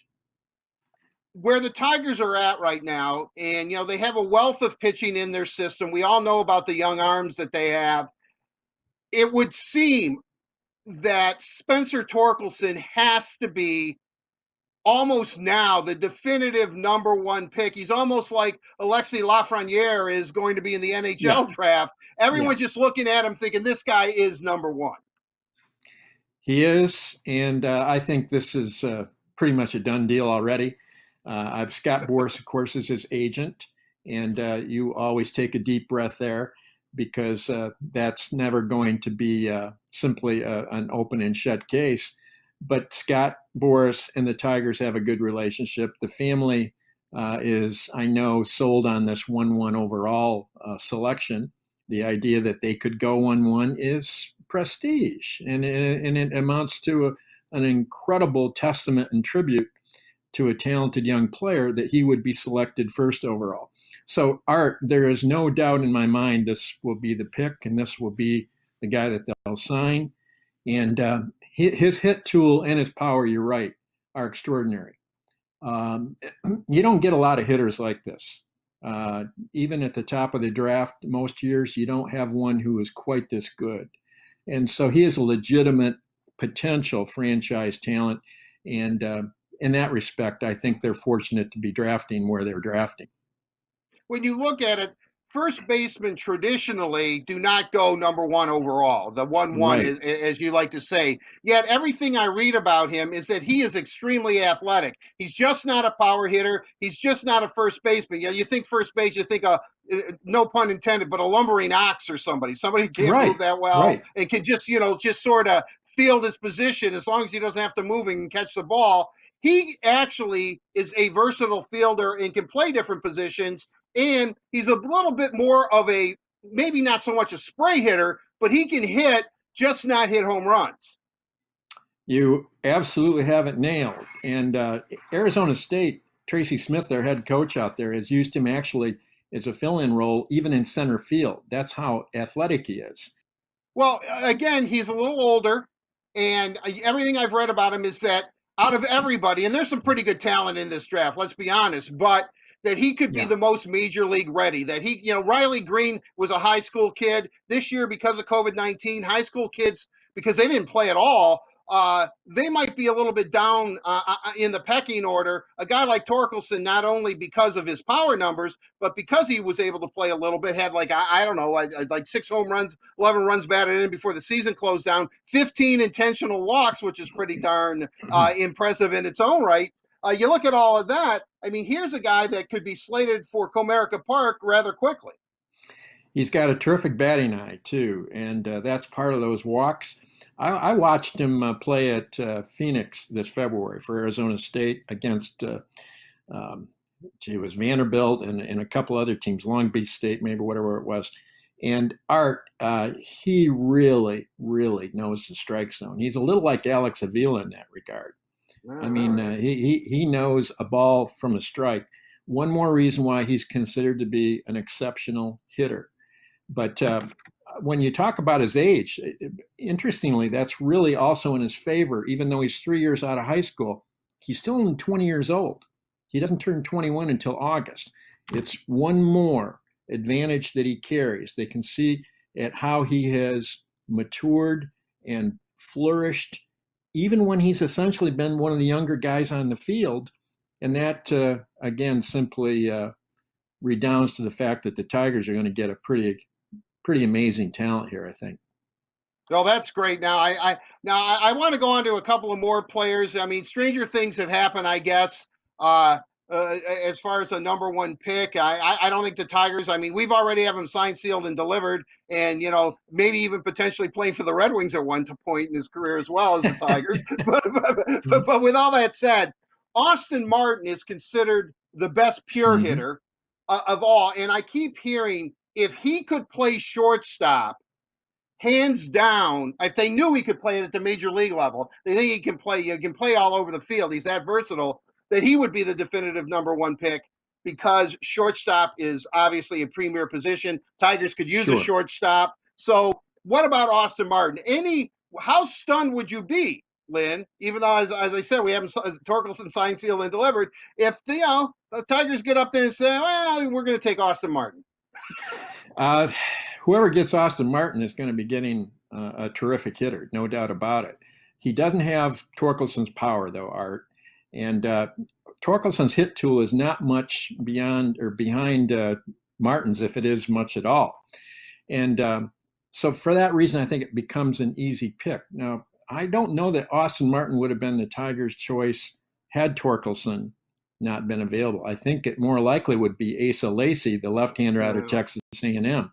Yeah. There is another franchise-level talent. I talk about Asa Lacy, Art, comparing him, and you and I will remember this very, very well, to Frank Tanana before he injured his arm. Oh, wow. Back when he was throwing lightning and spotting that lightning. Led the American League in strikeouts when he was 20 years old as a rookie. That was Frank Tanana then, a left-hander who just threw heat and had all the other stuff along with it. Lacy's about that same kind of pitcher. And so you can see that whoever gets him is getting Cy Young caliber talent for a long, long time. Well, I was going to ask you about Asa Lacy and see if the Tigers could go that way. But when you bring up Frank Tanana, just as a reference point, I think when he broke into the major leagues, I was a freshman in college, and I knew kids from Catholic Central who went to school with him, and he was the talk of baseball back then. They had Nolan Ryan, I believe, too. But I mean, he really came in and set the league on fire. I mean, he was the talk of. He was incredible. I mean, if you're taking Asa Lacy and a young Frank Tanana and putting them in the same sentence, You know what? I'm still not going to change. I still want Torkelson, if it were me. But still, I mean, Asa Lacy, any other players that maybe stand out to you, even though it really sounds like it's Lacy, Torkelson, maybe an outside shot at Martin, that the Tigers could go, I hate this expression, Lynn, and I hate to put you on the spot like this, off the board and pick somebody out of nowhere. No. This is, Art, I've had friends ask me, how certain are you that they'll take Torkelson? I've said 110%. And I think I might boost it to 120 right now because this thing is going to happen. They know he's really the bat they need. He is going to sign for money that will be about in the neighborhood of what guys typically get at first overall. He'll be within a couple 100,000 probably of the ultimate ceiling, which I think is 8.4 million. So this is going to be a complete deal here very, very, very shortly. And I think on the basis of skills and needs, I think it's the guy they are absolutely certain to take. I think they've been certain about this for a few months now, and it simply had to be negotiated. And I think the negotiations have progressed to a point of completion. I heard that this draft is really rich in pitching talent and that the Tigers' next pick is at 38, but they might be compelled, as much as they need some positional players to fill out their farm system, which is on the rise rather nicely, that there might be a quality pitcher available at 38 that in years past would have gone in the top 20. It might be too good to pass up. Do you think they could go pitching with that second overall pick? They definitely could because, as you say, this is probably the deepest draft we've seen in the last 10 years. And there are going to be some good players available at 38. Now, I think the question is, Art, if the pitchers go early, then they're going to be looking at either taking a shortstop and presumably it could be a Leaky Smith or Freddie Zamora. He's out of the University of Miami. Williams, rather, is out. Lika Williams is out of ASU. They could go that route, or they could go for a bat like Daniel Cabrera, an outfielder. And Cabrera is a college bat who really makes a lot of sense for them. They could go that way. They could go with Zach Deloche out of Texas A&M. There are a bunch of players like that who also would fit in at 38, or they might find that a pitcher like Auburn, they have a Tanner Burns, a right-hander who's really good. And if he were around, he would conceivably be the guy. I think the important thing, Art, is they're going to have a really good player at 38.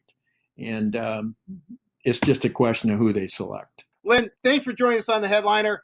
Big news is, as you know, Lynn thinks that Emerson Hancock is a shoo-in as number one for the Tigers. So we'll have to watch. You heard it here first. Yeah, really. Lynn's hearing it for the first time, too. Enjoyed the conversation, Art.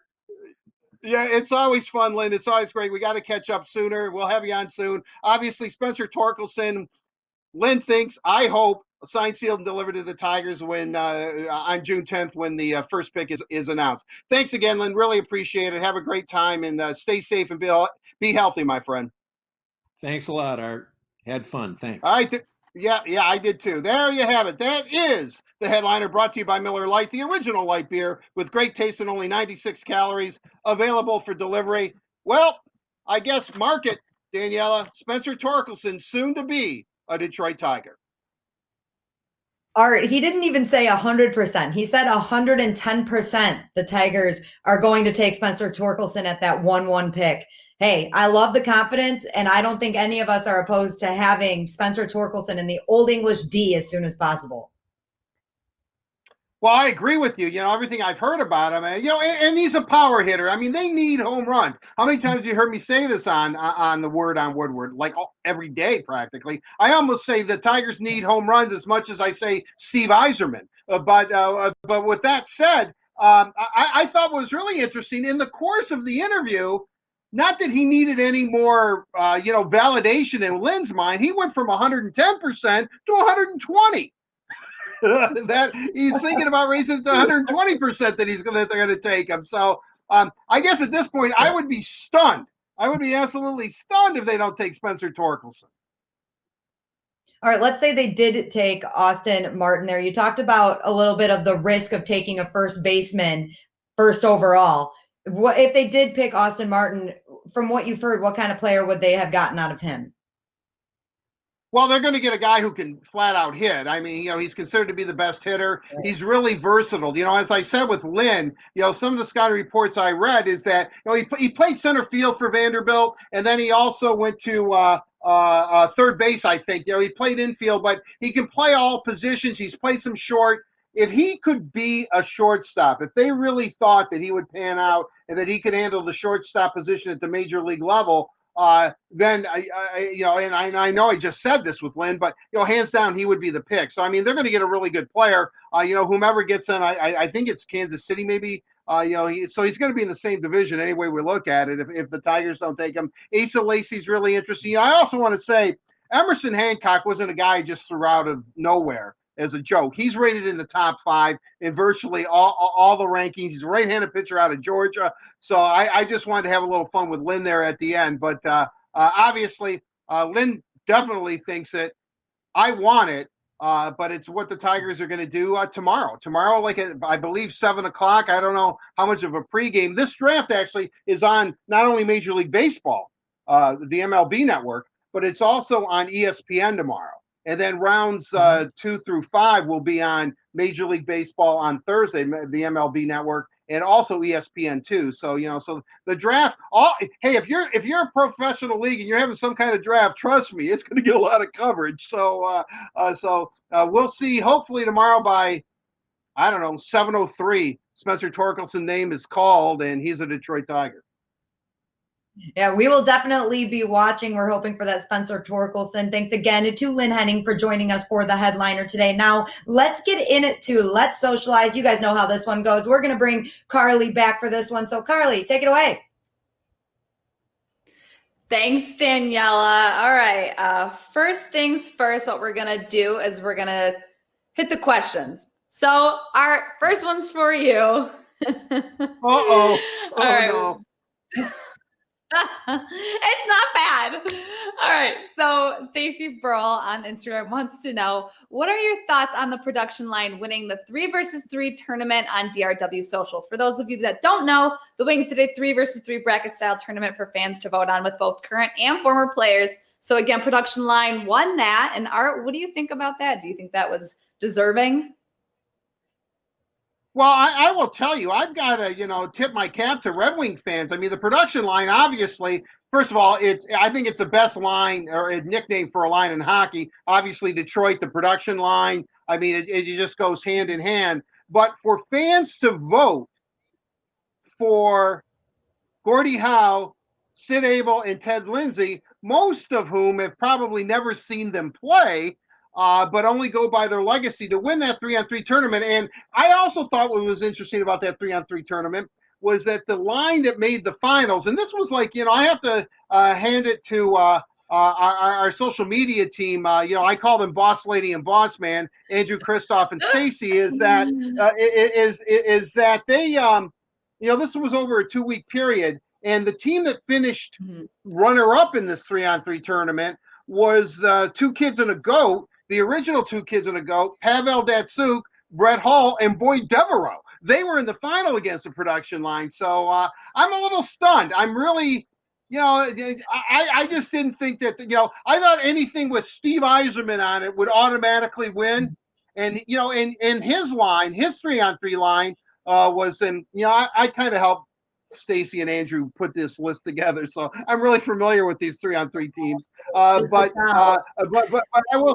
But I'll say that Yzerman, Paul McLean, and Gerard Gallant are the highest scoring line, single season scoring line in Red Wing history. I thought for sure that they would be in the final. I was kind of rooting. I think they're on opposite ends of the bracket. I was hoping that it would be against the production line or Sergey or somebody like that. Sergey was in the final 4. Steve's line was in the final 4. Obviously the production line, and then you had the 2 Kids and a Goat. They were in the final 4. So what it proves all the time is this, and I say it over and over: the Red Wings are an iconic franchise. Their their guys in the Hall of Fame, or they're starting 6 goal players if you go from center to right wing to left wing, back on the blue line, their defenseman and their goaltender. I don't know if there's a team, including, yes, you, Montreal Canadiens, Toronto. We know the Red Wings have a better all-time lineup than you guys. But I think the Red Wings are number one. I don't even think it's close. I think with the players, and then you can put in a substitute, they can field a complete hockey team, and I think it would be second to none. And I think the 3-on-3 tournament proved it, because the production line. When was the last time the production line were together? You know, I might not have even been born the last time they were actually that they played. So I might not have been alive either. And according to Chris Osgood, I'm ancient. So you know, I think that's a really good. I'm happy that they won. You know, they deserve it. They're probably the greatest line in Red Wing history, without question. You know, Gordie Howe doesn't get much better than that. And of course, we all know that what kind of man and player Ted Lindsay was. And then, you know, you throw in, you know, Sid Abel, who, you know, I remember more as a broadcaster for the Red Wings. You know, Bruce, you know, but I could do a Sid Abel impression. I actually became a radio. I think JJ and the Morning Crew had Sid disabled. That's how much of a legend Sid was in this town, too. So, good. I'm happy. I'm really, really happy that the production line won the 3-on-3 tournament, and I'm extremely surprised. Wow, quite the answer for that question. I would love to see that line back out on the ice current day. But okay, now for you, Daniela, a question I got on my Instagram. What is your favorite thing about Comerica Park? Something we're definitely missing during this stay-at-home order. I was just going to say, Carly, I think just being in Comerica Park would be the best thing ever right now. So that, you know, just the whole atmosphere of Comerica Park, the sun, nice weather, baseball, fans. I would love to be there. Hot dogs. We had the whole hot dog as a sandwich debate. I could really use a ballpark hot dog right about now. But this might be a little weird, but this is one thing that I've always associated with baseball games. Every time I go to Comerica Park, I get one of the big, like, slushy drinks, and every time, and then I go sit in my seat and enjoy the baseball game, and that is like the only place that I get only slushy one. drinks. They're expensive. Yes, Art. Only one. Virgin drink. Okay. Oh yeah, sure you do. Yeah, right. No, I just enjoy being outside. I enjoy the entire atmosphere. But yes, I do have a weird association with the big slushy drinks at Comerica Park, and I sit in my seat and I enjoy a beautiful summer day in downtown Detroit and watch some baseball. Obviously miss watching the Tigers play, but I love the Ferris wheel they have with the baseballs. So childish. I mean, it is. All right. Now, You know, an awesome. Art, do you want to talk about the Ferris wheel? I've actually done radio shows from the Ferris wheel inside one of those baseballs. It's a lot of fun. Pretty awesome. It's a lot of fun. Fun fact. Yes. What about the Didn't know that. That's pretty awesome. Pardon me. What'd you say there, Daniela? You're being a little bit of a smart aleck. The carousel. Yo, I've never been one of the carousel. You know how some people are afraid of clowns?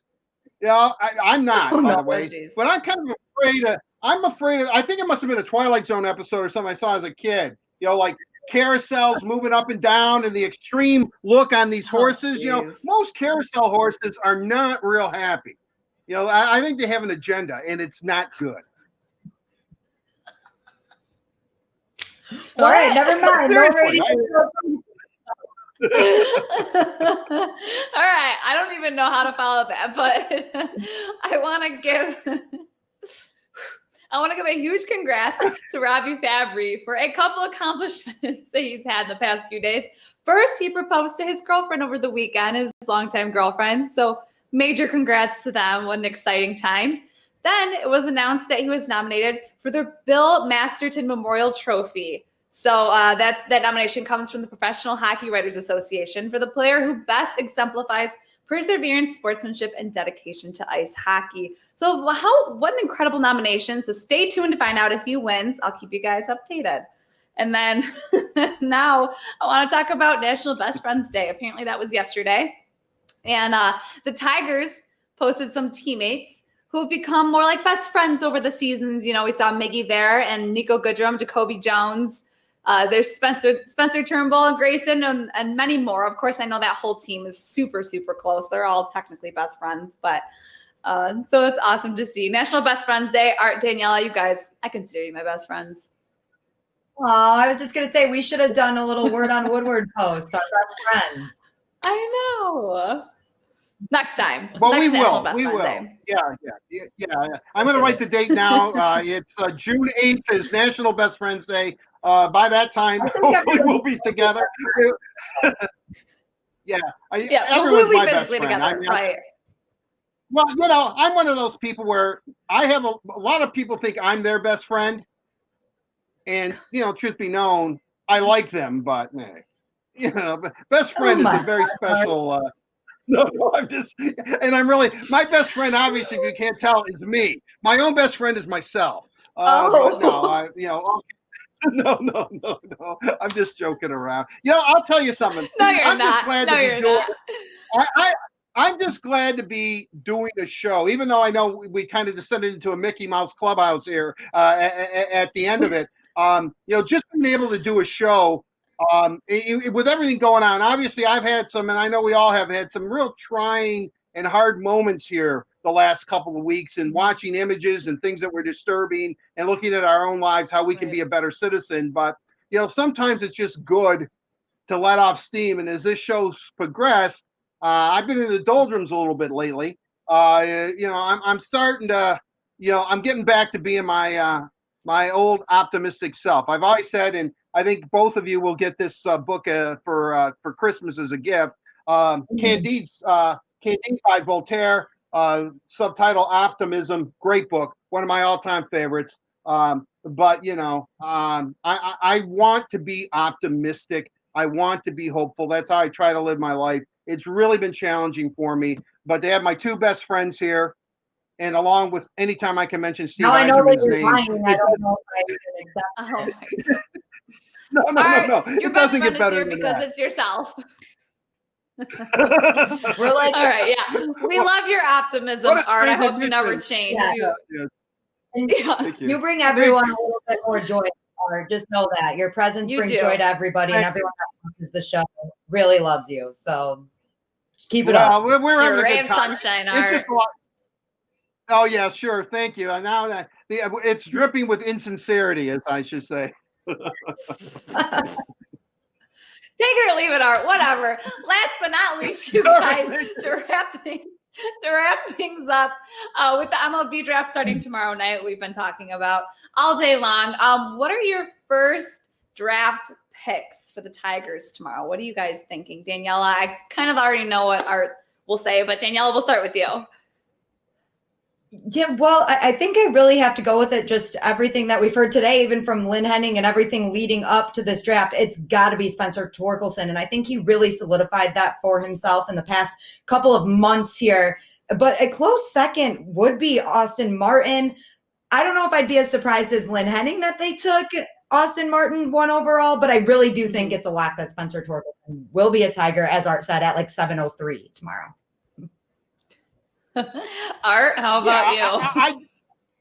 It's definitely the Torque Man. I've already given him a nickname. I think it is going to be Spencer Torkelson. If it's not, though, nothing against Austin Martin because he's a wonderful player. I have to agree with Lynn. Everything I've heard about Asa Lacy, and he's left-handed pitching, and you can never get enough pitching. The old adage, you can never get enough pitching, and on an NHL team, you can never have enough defensemen. I look at it that way, but I would be stunned, almost heartbroken, if it isn't Spencer Torkelson, if it isn't the Torque Man. Wow. Hopefully he likes that name.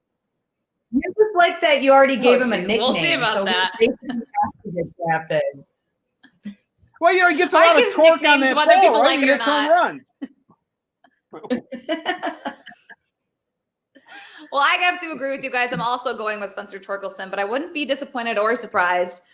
Second, to Daniela, I'm agreeing if we nabbed Austin Martin, but we'll see what happens tomorrow night. I'm excited. I know the Tigers fans are excited and you guys are excited as well. Definitely. Very, very. Well, Carly, thank you so much for bringing us all the social media news today. It's always great. I love that segment with all three of us. You guys really are the three best friends, and we should have been more on top of that Best Friends Day post. But next time we will be on it. So thank you, Carly. That was Let's Socialize. Now, Art, we have come to the end of the show for today. Can you believe it? We fit so much in there, and we have so much more to talk about. I do want to touch on this really quick, though. We had Todd Jones joining us, and Fox Sports Detroit is actually airing more Classic Tigers games. We talked about that first game at Comerica Park, and we talked about the last game at Tiger Stadium as well. So we've got those two games coming up. The last game at Tiger Stadium will be tonight. Art, I know you were at that game. Can you give me one memory of the last game of Tiger Stadium? I'll tell you what, the last memory for me, I was doing the old Sports Doctor show with Dr. Terry Foster, as I call Terry Foster. And I remember after it was all over and we were in the clubhouse, Terry and I walked out together. Both of us, my birth certificate says Detroit. Terry's obviously does too. And I remember walking up, and the thing that's always really gets me emotional when I think about Tiger Stadium is that Terry and I walked up and we saw that green field again. That's the first thing you see when you're on the lower deck and you walk up, and we saw that green field and there was no one left. Basically, the stadium was fairly empty. And I remember Dr. Foster and I just looking over at it and just kind of shaking our heads, because at that moment we knew we were walking out of that place for the last time. This is the last Tigers game there. They had been playing baseball at the corner of Michigan and Trumbull since at least 1901, probably when they were in a National League as well.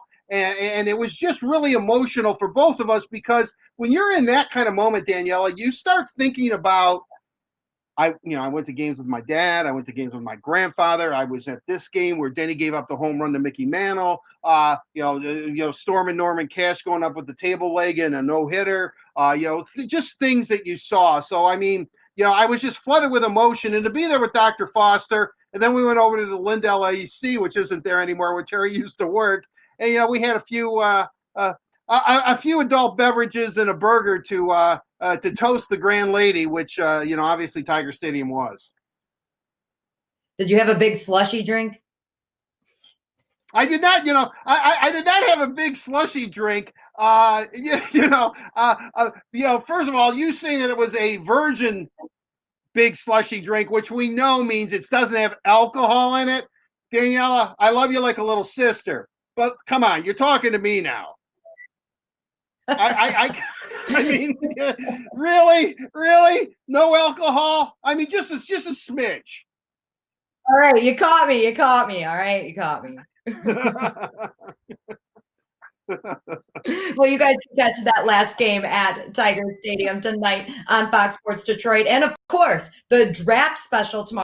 We've talked a lot about the upcoming MLB draft, the Tigers picking 1-1. It's going to be a big pick for them. We all think it's going to be Spencer Torkelson, but you can find out at the virtual draft party tomorrow, 6 p.m., streaming on Facebook, YouTube, and Twitter. You can find more information on all of those channels as well. The Tigers will be giving out more information on Facebook and Twitter. Art, like I said, it's been a great show. And believe it or not, we've got even more exciting things coming up on Thursday. We are going to be joined by Anthony Fennick to break down whatever that number one pick is for the Tigers. And we've got not one, but two Hall of Famers that are going to join us, in Alan Trammell and Scotty Bowman. You guys think Art had a good relationship with Chris Osgood. Wait until you get him and Scotty together. That is going to be spectacular on Thursday. So I'm really looking forward to that one. I know you are, Art.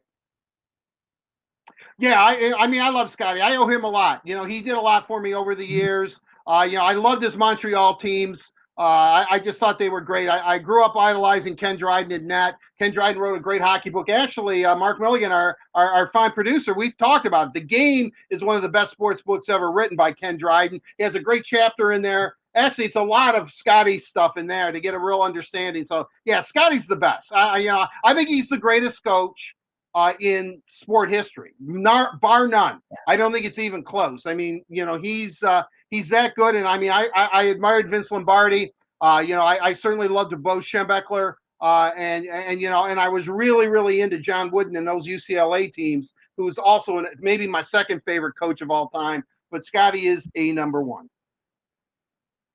Well, Art, I'm really looking forward to that one. Like I said, guys, jam-packed show for Thursday. So make sure you tune in. And as always, thank you so much for joining us today. We'll see you Thursday.